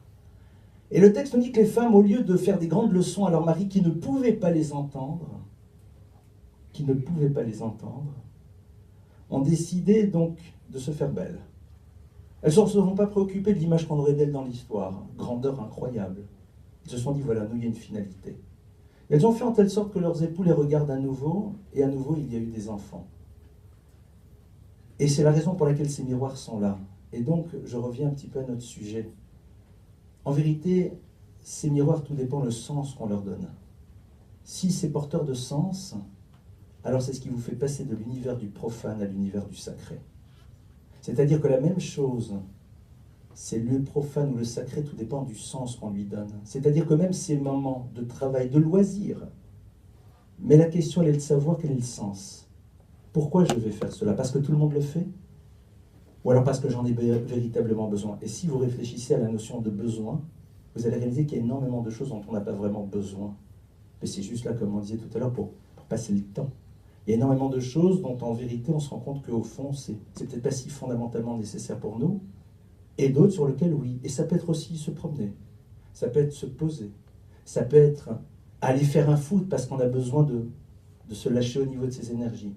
Dans la mesure où c'est porteur de sens, dans la mesure où on sait pourquoi on le fait, alors en effet, on est dans l'univers du sacré, et c'est là où en effet je pense que la relation au temps ne doit pas être une relation stressante dans laquelle il faut que j'ai fait quelque chose, mais savoir que ce temps, il faut lui donner de l'épaisseur, il faut qu'il ait de la consistance, il faut qu'il soit porteur de quelque chose, que ce soit d'un moment d'étude, que ce soit d'un moment de sourire, d'affection, de tendresse, de réalisation, de business pur, de jeu, de toutes ces choses-là qui, au fond, participent de notre construction. Et après, au fur et à mesure, on a des gestions de priorité. Et on arrive au fur et à mesure, je pense, à définir ce dont on a réellement besoin, ce qui est là que juste pour compenser des choses. Et à ce moment-là, on passe dans la classe supérieure. Merci beaucoup, on va passer aux questions. Alors, je ne saurais pas choisir entre les différentes personnes, donc je vais juste passer le micro. C'est compliqué. Première question, posez-la à voix haute, comme ça on va voir si on vous entend. Oui. Voilà, on s'entend. Voilà. Alors moi j'ai plusieurs questions en fait. J'aimerais bien qu'on extrapole votre pratique avec la technologie, justement avec votre domaine, secteur d'activité. J'aurais aimé qu'on aille un petit peu plus loin, étant donné qu'on est au bureau Google, pour parler du transhumanisme et de l'université de la singularité. Et j'aurais aimé en fait savoir comment vous avec votre vision orthodoxe, vous pouvez relier le mouvement transhumain avec le judaïsme et la Torah. Je sais pas ce qu'est le transhumain, je suis Vous pouvez pas me dire ça alors? Non, je sais pas. Tu sais ce qu'est transhumain? On l'explique. Je sais pas ce qu'est transhumain. Elle va donner l'explication de la question.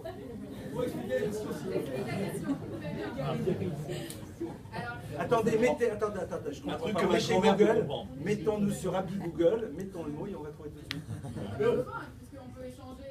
Ah, ça fait plaisir, enfin. Alors la question, le transhumanisme est un mouvement qui a été créé par M. Kurzweil, qui est le directeur de l'ingénierie chez Google. Il a créé, Google a décidé d'ouvrir une université qui s'appelle l'Université de la Singularité, qui aujourd'hui prône l'idée que nous devons dépasser notre stade d'homo sapiens sapiens pour devenir un transhumain, c'est-à-dire un homme connecté directement à la machine. Donc justement, l'outil greffé à l'homme, aujourd'hui le téléphone est déjà greffé à nous. Demain, le téléphone sera dans notre tête, dans notre dent, dans notre œil, peu importe, on aura une puce en nous. Comment peut-on décider de ne pas appartenir à ce mouvement, sachant qu'on sera victime de cela, et je sais que c'est les trois entreprises aujourd'hui qui possèdent l'université et qui financent leur recherche. Alors, d'accord, très bien. Très clair. Super. Retire ta micro-caméra. Ah, justement, je vais parler. Google a inventé les Google Glass. Première étape, en fait, dans cette étape-là. Google Glass en particulier. Donc Google Glass, c'est des lunettes où en fait on a une caméra et on est en permanence en train d'utiliser. Et en fait, Google Glass, moi je connais le patron en fait de ce projet. Et je connais plein de gens de chez Google. Google en Israël, Google un peu partout. Je ne vois jamais ces gens-là porter des Google Glass. D'accord? Uniquement pour montrer, regardez mes Google Glass. Aux États-Unis, dans la Silicon Valley, il y a une nouvelle tendance. D'accord? Donc dans la Silicon Valley, on a les plus grosses startups du monde. On a les gens qui effectivement créent tous ces univers-là. Mais il y a une nouvelle tendance qui s'appelle la méditation. Le zen. C'est aujourd'hui, tous les matins, vous allez chez Twitter, vous allez chez Facebook, vous voyez toute l'équipe en train de faire du yoga pour se déconnecter. Ils déconnectent tout. Et en fait, je pense que le concept de dire qu'on va être ultra connecté, qu'on va être connecté dans le sens communiquer avec d'autres gens justement en étant outillé, je pense que c'est une erreur. Et je pense que c'est un peu ce que j'ai expliqué tout à l'heure sur le smartphone. Et je vois aujourd'hui que la tendance, vous voyez aujourd'hui, il y a énormément de logiciels, de sociétés. En Chine, ça va de Chine jusqu'aux États-Unis, partout, qui sont des outils qui sont là pour t'obliger à te déconnecter. J'en ai un peu parlé tout à l'heure. Et donc en fait, moi je vois que l'avenir, ça va être de la déconnexion. Ça va être de la déconnexion. Et vous allez vous en rendre compte. Parce que moi j'ai eu un tout petit peu d'avance dans le sens, dans l'expérience d'Internet, le temps que j'ai passé sur Internet. Mais à un moment, les gens en fait ont très souvent un ras-le-bol et en fait souhaitent se déconnecter. Je vais prendre quelqu'un comme Xavier Niel. À une époque, Xavier Niel répondait aux mails du matin au soir tout le temps. Maintenant, il a sa tranche de réponse. Il répond à tous les mails d'un coup et après, on ne le voit plus jusqu'au lendemain. Ou de temps en temps, il surveille son iPhone, etc. Mais en tout cas, quand on fait une overdose, à un moment, effectivement, on se rend compte qu'on revient en arrière. Donc, je ne crois pas en fait à ce monde ultra connecté où on va en permanence s'envoyer de l'information entre nous. Par contre, il y a une chose qui est la révolution à venir et qui est en train d'arriver maintenant, ça va être l'ensemble de ce qu'on appelle des sensors, qui vont être effectivement dans notre corps et qui vont permettre de découvrir des maladies, enfin des remèdes à des maladies, grâce justement au concept de Big Data. Aujourd'hui, j'ai une toux là, d'accord? Tout le monde s'en fout. Personne ne sait que je m'en fous. Je vais aller chez le médecin, il va me donner un sirop. Il va jamais savoir si j'ai guéri grâce à ce sirop ou pas. D'accord? Ça arrive à tous les médecins. Vous allez chez le médecin, si vous avez encore un problème, il va entendre parler de vous de temps en temps. Si le truc fonctionne, effectivement, il ne le saura pas. Les senseurs aujourd'hui, dans l'avenir, ça va être effectivement, on va pouvoir faire des retours, des allers-retours permanents entre notre corps et des serveurs qui vont analyser effectivement tout ce que l'on mange, qui vont analyser tous les médicaments que l'on prend, toutes les maladies que l'on a. Effectivement, ça va nous permettre de résoudre des maladies rares, ou alors qu'on pense rares, mais en fait, il y a 30 personnes aux États-Unis, 30 au Pakistan, 40 en Inde, etc. Au final, ça fait quelques centaines dans le monde et sur lesquelles on peut déceler justement des points communs et des choses comme ça. On va pouvoir déceler et trouver des remèdes à l'ensemble des problèmes problèmes médicaux. C'est un peu le principe. Donc, dans le sens de l'outil connecté, pour moi, je ne le vois plus en tant qu'outil de communication, parce que pour moi, la communication, justement, on va arriver à un certain moment d'overdose, et ça va arriver très vite. Je le vois, enfin, on le voit aussi dans les cours même d'utilisation de Facebook et des choses comme ça.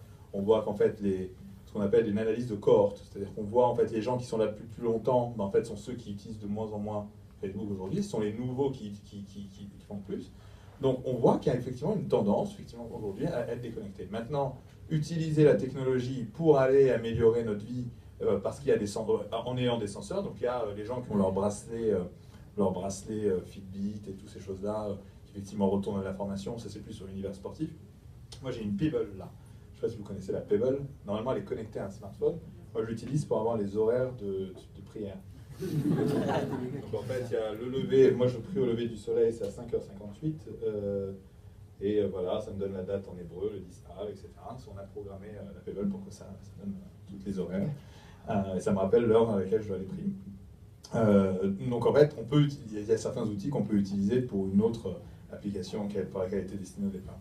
Mais donc tout ce système de senseurs, effectivement, va arriver. Mais je pense que vraiment, Google Glass, c'est le plus grand fiasco de Google des dernières années. D'accord ? Aujourd'hui, d'ailleurs, il y a eu un employé de l'équipe qui a posté sur Secret, vous connaissez Secret, donc il poste un message anonyme en disant je pense avoir perdu 3 ans de ma vie à travailler sur le Google Glass. D'accord ? Effectivement, donc en fait, il y a des idées qui ont l'air bonnes sur le papier, mais qui au final ne répondent pas à un véritable besoin, ou en fait vont dans un sens qui est complètement truc. Donc, effectivement, Google a un énorme avantage, et c'est la force de Google, c'est de lancer plein de choses et d'arrêter beaucoup de choses. Et je pense que 90% des projets lancés par Google ont été des projets abandonnés. C'est pour ça que Google est aussi puissant aujourd'hui. Donc, il devrait arrêter Google Plus aussi, mais ça, c'est un problème. J'ai répondu ? Ouais. Vous parlez de détournement. Vous parlez de détournement et d'utilisation à des fins médicales, entre guillemets, ou paramédicales.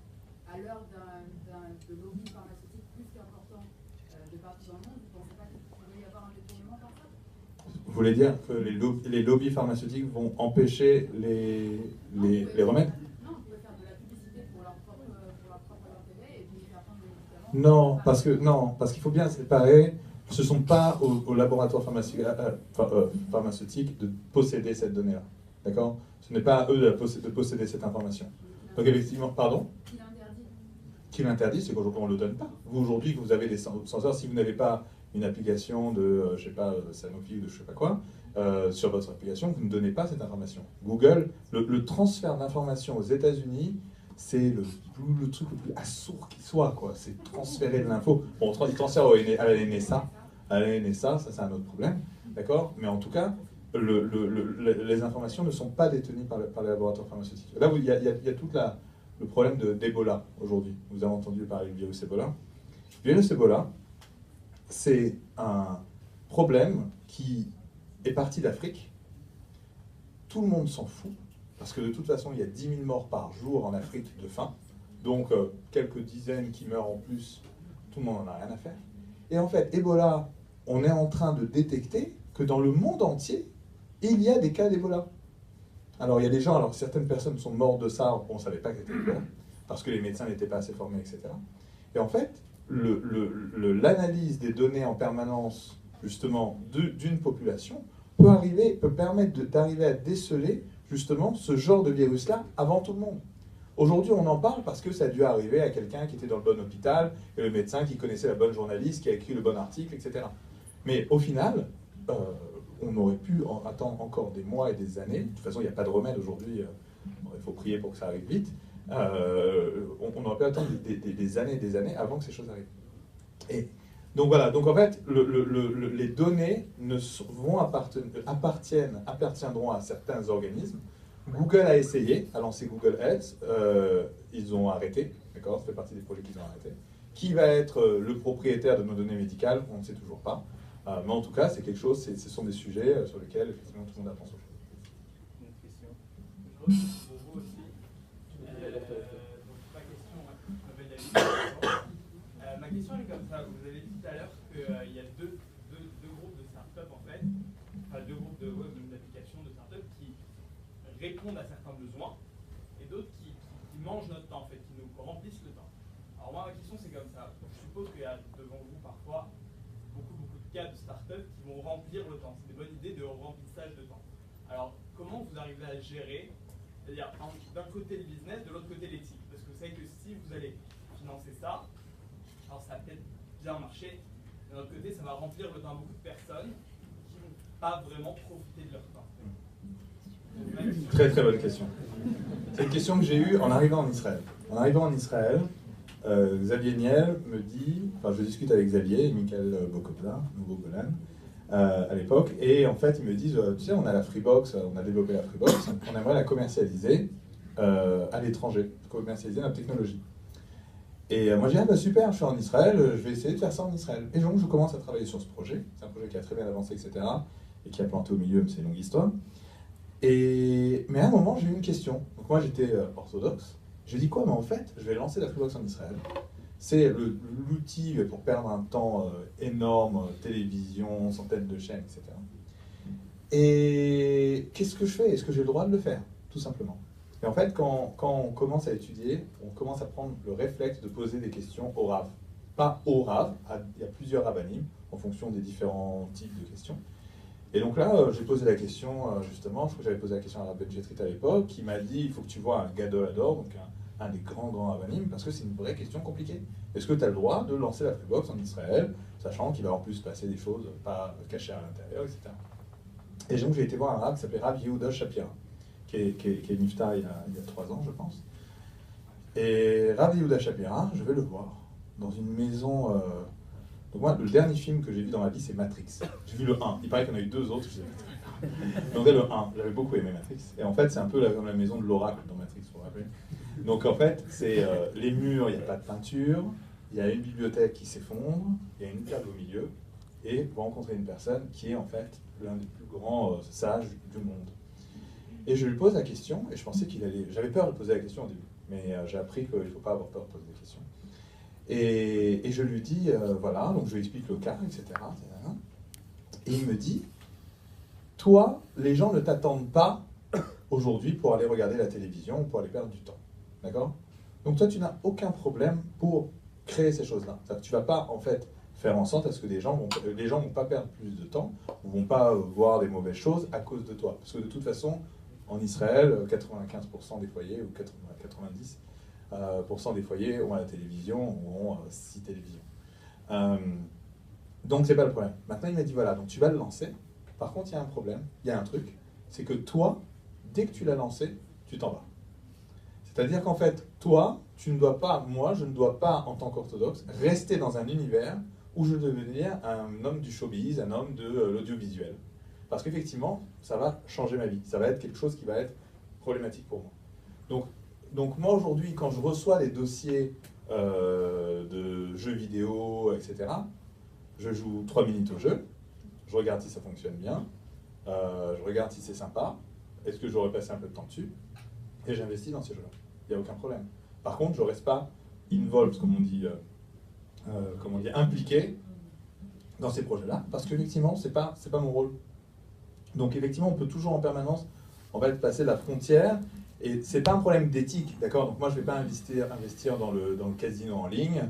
Un jour, il y a un grand fléau, enfin il y a plusieurs fléaux ici, j'espère que je ne vais pas choquer personne. Il y a le fléau du Forex, le fléau du casino en ligne, etc. Donc le casino c'était avant, maintenant c'est devenu Forex. Mais en tout cas, on se mettre dans un état d'esprit où en fait on voit le client comme quelqu'un à qui il faut prendre le maximum d'argent, d'accord? À qui il faut, voilà, on va saisir ce qu'il a, de manière qui soit. Et ça, en fait, dans le judaïsme, c'est complètement l'opposé du monde du business dans le judaïsme. Dans le monde du judaïsme, on doit être complètement transparent quand on fait du business. Enfin, il y a pas mal de lois très claires là-dessus. On voit le client ou le partenaire ou n'importe quoi, on le voit comme un associé, quelqu'un à qui on va amener de la valeur en échange de quelque chose. Ça joue énormément.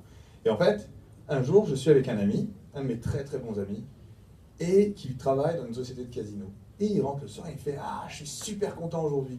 Je l'ai eu. » Il fait « Ouais, il y avait un client, il jouait 100 $ par jour. Maintenant, je l'ai réussi à le faire jouer 1000 $ par jour. » D'accord. Je fais « Franchement, c'est ça ton boulot ?» Il me fait « Ouais, mon boulot, c'est de faire en sorte à ce que les gens jouent plus. » Une semaine après, il me fait « Ah, tu te rappelles le mec dont je t'ai parlé ?»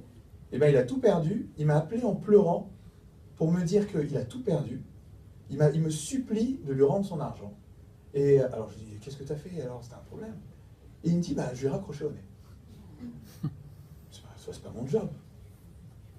Et en fait, il m'a dit ça d'une certaine manière, qui était pas, je n'ai pas le choix, c'est mon job.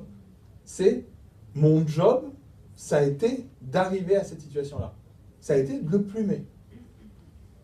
Et donc, en fait, c'est là où on arrive à la limite de ce qui est permis dans le business. Ce qui, pour moi, en fait, pose problème dans le business. Où on arrive à un moment où on voit la personne en face comme un puits rempli de fric, et on va essayer de le pomper au maximum. Et donc, voilà, quand je regarde les dossiers, effectivement, dans le jeu en ligne et dans d'autres secteurs, effectivement, il y a ce genre de choses. Il y a certains jeux vidéo, justement, certains jeux où, effectivement, le but, c'est que la personne achète des tonnes de crédits, des tonnes de tout, etc., etc. Où on arrive un peu dans un système où, en fait, on rend les gens extrêmement dépendants de ces choses-là. Là, à partir de ce moment-là, moi, effectivement, je recule. Alors, je serais clairement moins riche en faisant ça, mais j'en ai rien à faire. Ça ne me change rien. Je mangerai toujours pareil. Il y a eu une chose aussi qui s'est passée à la fondation de la société qui s'appelle My Major Company. Vous connaissez sans doute. Fondation de My Major Company. Les fondateurs me contactent. Jérémy, on a besoin d'un pro de l'Internet pour monter le truc.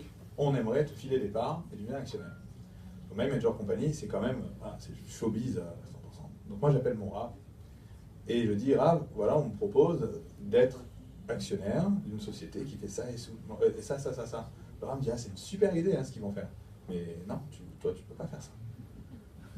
Et évidemment, le Rav n'est pas en train de me donner un ordre.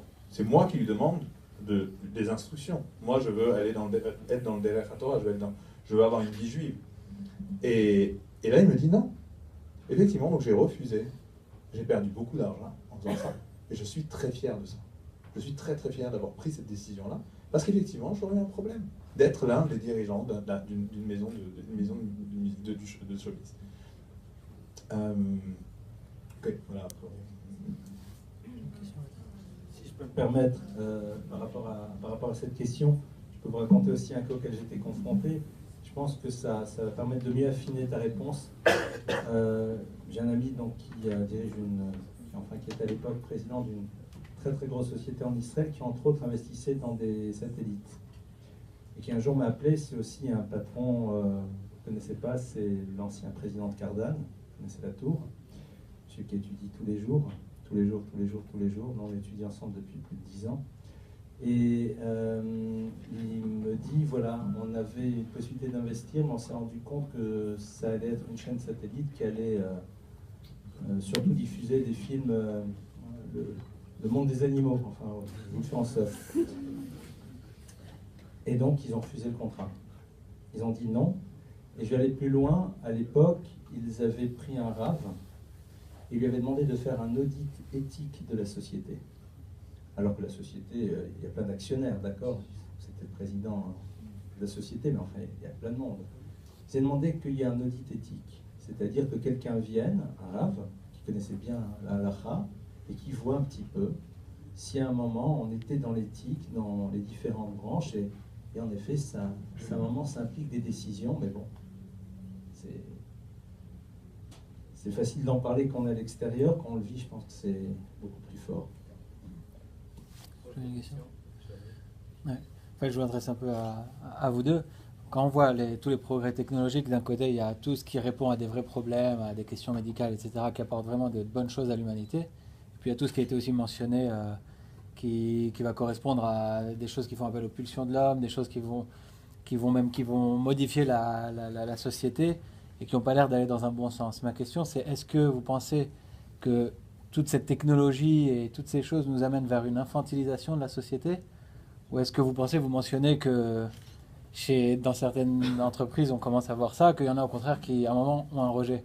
Est-ce qu'on va aller vers une maturation peut-être? Est-ce que vous pensez, peut-être mis en perspective par la Torah avec la vision de Talmud? Moi, je pense que très souvent, les entreprises qui créent ces outils-là ne jouent pas eux-mêmes. C'est-à-dire que les gens qui créent ces outils-là savent très bien en fait qu'ils sont en train de profiter du peuple qui va, etc.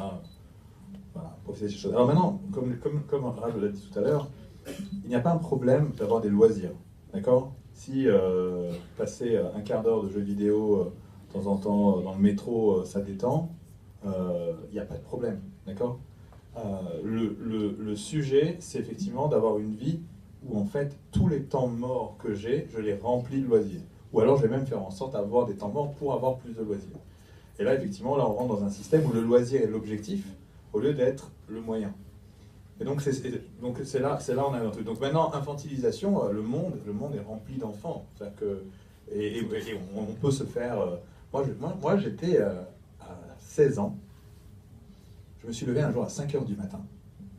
J'ai été sur les Champs-Élysées et j'ai fait la queue pour être le premier à acheter l'album de Michael Jackson. C'était historique. Et donc je faisais partie de ces gens-là. D'accord? Je faisais partie des gens qui disaient, mais je me faisais absorber. Quand un nouvel iPhone sortait, il fallait que je le précommande. Pourquoi le précommande? Attends, il va sortir, tu le commandes le même jour. Non, il fallait que je sente que je l'ai déjà. Et donc, voilà, on a en permanence, même moi je suis attiré en permanence par les nouveautés, par la techno, etc. Bon, j'ai un gros avantage, c'est que mon métier fait que je dois tout tester. Ça tombe bien. Mais justement, en permanence, il faut faire ce calcul. C'est votre cas parce que vous avez la Torah peut-être, mais est-ce que ce sera le cas? Je parlais de la société je vous dis, dans la Silicon Valley, les gens sont en train de faire de la méditation, ils sont en train de lire des livres de bouddhisme et de valeurs, et même à Tel Aviv, j'ai le patron d'une grosse société cotée au Nasdaq israélienne, qui il est en permanence en train de penser aux religions, et voilà, cette personne-là a été visiter le Rav Steinman. Donc le Rav Steinman, c'est qu'on appelle le Gadol Hador, le grand de la génération. C'est donc un Rav aussi pareil, qui habite dans une maison où tout tombe, les bibliothèques tiennent à peine. Et il est arrivé dans cette maison. Il a écrit sur son compte Facebook ce qui s'est passé. Il arrive et il dit... non, déjà, en fait, il avait donné une conférence à des orthodoxes. Et à la sortie de la conférence, c'était 11h du soir, il y a son accompagnateur qui lui dit « Tiens, si tu veux, on va voir Rav Steinman ». Ils appellent Rav Steinman, on dit « Non, Rav Steinman dort déjà ». Un quart d'heure après, il rappelle, il dit « Non, Rav Steinman a entendu qu'on avait appelé, il a demandé pourquoi, est-ce qu'on voulait me voir ?» Et il a dit « Voilà, il y a quelqu'un qui est à Tel Aviv, qui veut créer 30 emplois pour les orthodoxes. » Il voulait rencontrer Rav Steinman. C'est quelqu'un que je connais très très bien personnellement et avec qui j'ai eu des discussions anti-religieuses extrêmement rigoureuses. Et donc Rav Steinman s'est rhabillé pour aller recevoir quelqu'un juste parce qu'il avait créé 30 emplois dans la high-tech pour les orthodoxes. Lui, il rentre dans cette maison-là, il découvre dans cette maison qui est complètement surnaturelle. Ici, c'est quelqu'un qui brasse des milliards, c'est par lui que passent les financements des yeshivot dans le monde entier, etc. C'est lui qui prend toutes les décisions de la génération, en tout cas une grosse partie. Et il n'y a rien. Et il dit aux gens, vous n'avez pas honte de laisser le Rav comme ça? Il y avait la famille qui était autour, enfin c'était les petits-enfants. Vous n'avez pas honte de laisser là? Faites un coup de peinture. Le Rav nous interdit de faire ça. Le Rav ne veut pas. Parce qu'effectivement,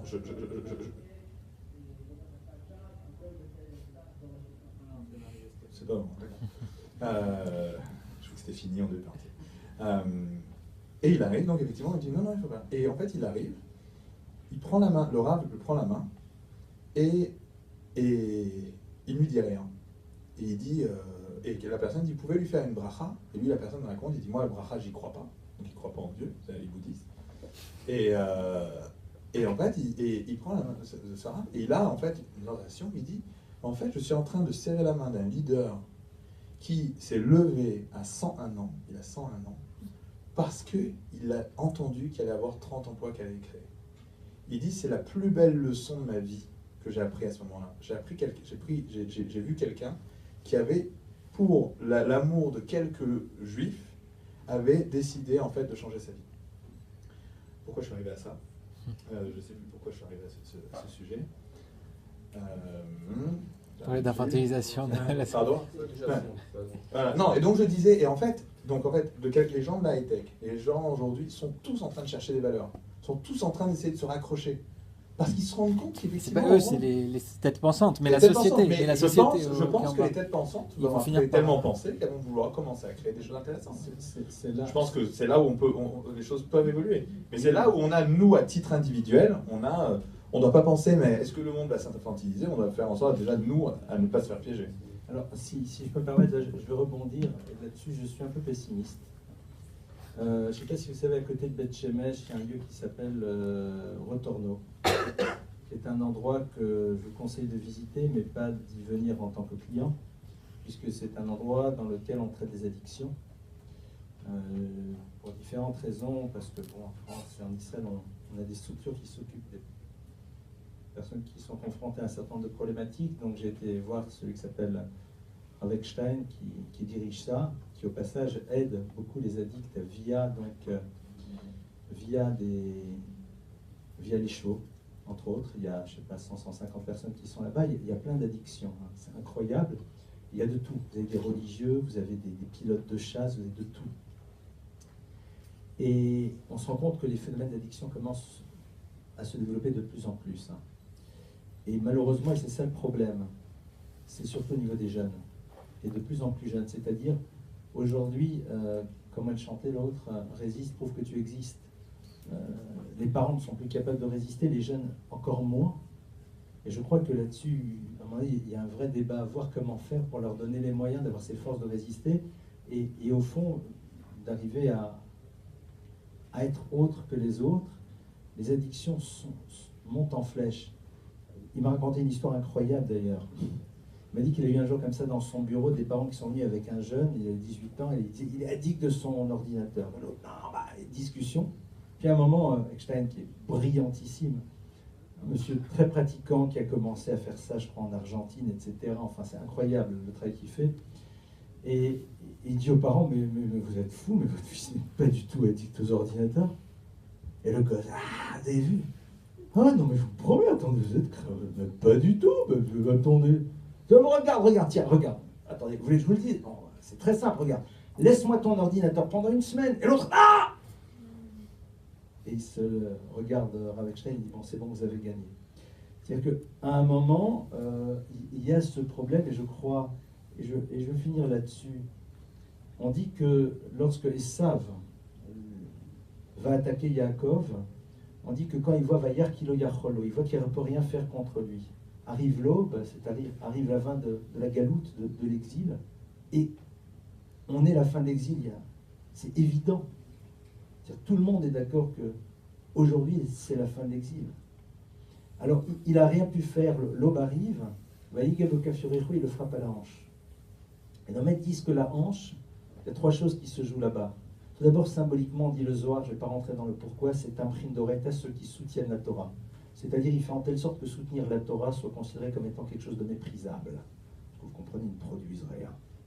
Donc déjà, première chose, il va créer cet état d'esprit dans lequel le peuple juif va saper ce qui forme son identité profonde, c'est-à-dire la Torah. Il va soutenir une association quelconque qui fait tout et n'importe quoi, mais ce qui est le cœur même, ce qui est la génialité du peuple juif, et ça va faire en telle sorte qu'on se sente un peu mal de donner de la valeur à ce qui est au fond au centre de l'histoire et que tout le monde regarde et nous envie. Torah de 3000 ans et qui est tellement d'actuel, ça serait un autre sujet qui répond aux problématiques. C'est intéressant quand on est confronté justement à des débats sur les problèmes d'éthique dans le monde des affaires ou ailleurs, dans le monde de la médecine.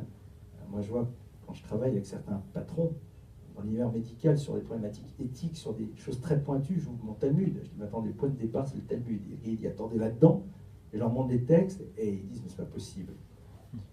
Donc première chose. Deuxièmement, c'est aussi tout ce qui a trait à la sexualité, C'est-à-dire, il va faire en telle sorte que dans le peuple juif, eh bien, ça va être le lâcher-prise total, c'est-à-dire le carpe diem absolu. Et c'est pas inintéressant de voir que c'est le problème entre Eros et Thanatos, c'est-à-dire l'angoisse de la mort qui pousse un individu à partir dans tous les sens. Et troisième chose, c'est les enfants. C'est-à-dire que Esav va venir et va faire en telle sorte de s'attaquer aux enfants. Comment? En s'invitant, et nous on lui laisse la place prépondérante. On demande à Esav de proposer à nos enfants sa lecture du monde, à travers les jeux, à travers Internet, à travers la télé, à travers Facebook. Alors que nos enfants sont incapables de faire le tri. Vous savez, c'est incroyable de réaliser, et vous le verrez en tant que parent, Bezrat Hashem, on fait très attention à tout ce qu'un enfant mange. On fait attention à ce que ce soit quelque chose de le plus sain, le plus... Alors que si ce n'était pas totalement frais, bon, il aura mal au ventre pendant 2 jours, ça passe. Mais on lui laisse rentrer dans le cerveau toute la poubelle de l'humanité et sans filtre aucun. Et on sait très bien dans l'univers de la psy que ça laisse des traces, ce qu'on appelle des images sidérantes. Et c'est vrai que je crois, et je pense que ça serait, à mon avis, il faudra qu'un jour on prenne le temps vraiment d'en discuter, c'est-à-dire, en même temps, oui, cette technologie, elle a du sens. Si elle est là, c'est parce qu'elle aide, et elle construit et elle apporte. La question est de savoir comment aujourd'hui, peut-être à l'intérieur de cette technologie-là, on peut donner les moyens à nos enfants de ne pas tomber addicts. Et on parle de jeux vidéo. C'est intéressant cet attrait pour les jeux vidéo, parce qu'avec un jeu vidéo, on ne négocie pas. Regardez, les parents ne sont pas prêts à mettre des limites. Et même quand ils en mettent, ces limites sont à géométrie variable. Rares sont les parents qui tiennent leurs limites. Avec un jeu vidéo, tu ne négocies pas. Tu as perdu, tu as perdu. Et quelque part inconsciemment, je pense que les jeunes cherchent aussi un univers de gens comme toi, comme d'autres ici. Parce que il y en a d'autres qui sont capables à un moment de poser les limites et les cadres de l'utilisation de ces nouvelles technologies et de savoir que pour pouvoir donner à quelqu'un les moyens de bien utiliser un matériau, il faut le lui donner au moment où il a les moyens de savoir les utiliser. C'est comme, demain vous donnez 50 millions d'euros à un jeune de 18 ans, vous lui explosez sa vie. Si vous les donnez à quelqu'un de bien plus âgé, qui s'est construit, il saura quoi en faire éventuellement, c'est-à-dire un peu pour son confort et surtout pour construire avec. C'est la même chose. Comment faire aujourd'hui pour réussir à faire en telle sorte que ces outils qui sont une réalité soient dans les mains de ceux qui sauront les utiliser de manière intelligente? C'est évident qu'il y a un enjeu, à mon sens, qui est extraordinaire. Je pense qu'avoir dans l'univers de nouvelles technologies des gens comme Jérémy, qui, qu'on le veuille ou pas, sont modèles pour montrer que c'est dans le domaine du possible, mais je pense aussi pour amener une réflexion en profondeur sur un enjeu. À mon sens, ça va être aussi un nouveau défi. Voilà, je t'en propose un nouveau encore. À mon avis, il y a de quoi faire. Que dire? Je pense qu'on va te laisser aussi conclure, puisque moi je pense que ce que je viens de dire c'est une forme de conclusion. Je voulais quand même juste remercier encore et encore Joy qui est là-bas, et Ethan. Quand vous parlez d'un mari, vous parlez de sa femme au même moment, qui sont sans arrêt là pour organiser de très très belles choses. Merci à toi d'avoir eu la gentillesse de venir, parce que c'est vraiment quelque chose qui est du temps. Je regarde mon truc parce que j'avais quelque chose à vous dire que mon fils m'a envoyé. Il faut savoir que on vient de faire arriver aujourd'hui en Israël plus de 200 jeunes, d'accord, français. Ils vont être bientôt 300 parce qu'ils vont être rejoints par d'autres. Et Bezrat Hashem, on organise pour eux et pour d'autres un concert qui aura lieu avec Amir Haddad le 19 août dans la salle Gérard Bahar à Jérusalem. Donc s'il y a des personnes qui sont intéressées, il y a 300 jeunes de France qui vont venir. On a voulu faire une soirée qui soit positive, qui soit avec du chant. Même si on a passé par des moments qui n'étaient pas simples, vous allez juste sur le site de La Relève, pour ceux qui sont intéressés, pour vous inscrire à ça. Merci encore vraiment de votre présence, de votre organisation et de ta présence, Jérémy. Voilà, on laisse quand même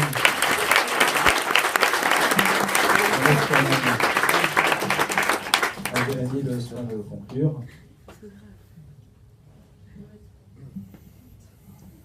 Je pense qu'il y a deux choses, il y a une chose, il y a quelques points importants qu'il faut tirer de cette soirée. La première, c'est le fait de ne pas perdre de temps avant de décider. D'accord? Donc comme j'ai expliqué, je ne parle pas de prendre une décision dans l'heure, Et je parle qu'en fait, je pense que l'un de mes avantages, de mes forces, ça a été d'avoir démarré tôt. L'une de mes chances, en fait, je vais appeler ça. Parce qu'en fait, j'étais très jeune entrepreneur, très jeune tout, voilà, très jeune papa, etc. Et je pense que ça m'a beaucoup aidé, parce qu'en fait, effectivement, quand on vieillit, voilà, on commence à s'ancrer de plus en plus. Donc, je pense qu'il y a une course contre la montre pour prendre les bonnes décisions. Donc ça, je pense que c'est quelque chose qui est assez crucial. Il y a un point qui a changé ma vie, clairement, ça a été la place de l'étude dans ma vie. D'accord ? L'étude de la Torah, l'étude du Talmud, l'étude de plein de choses.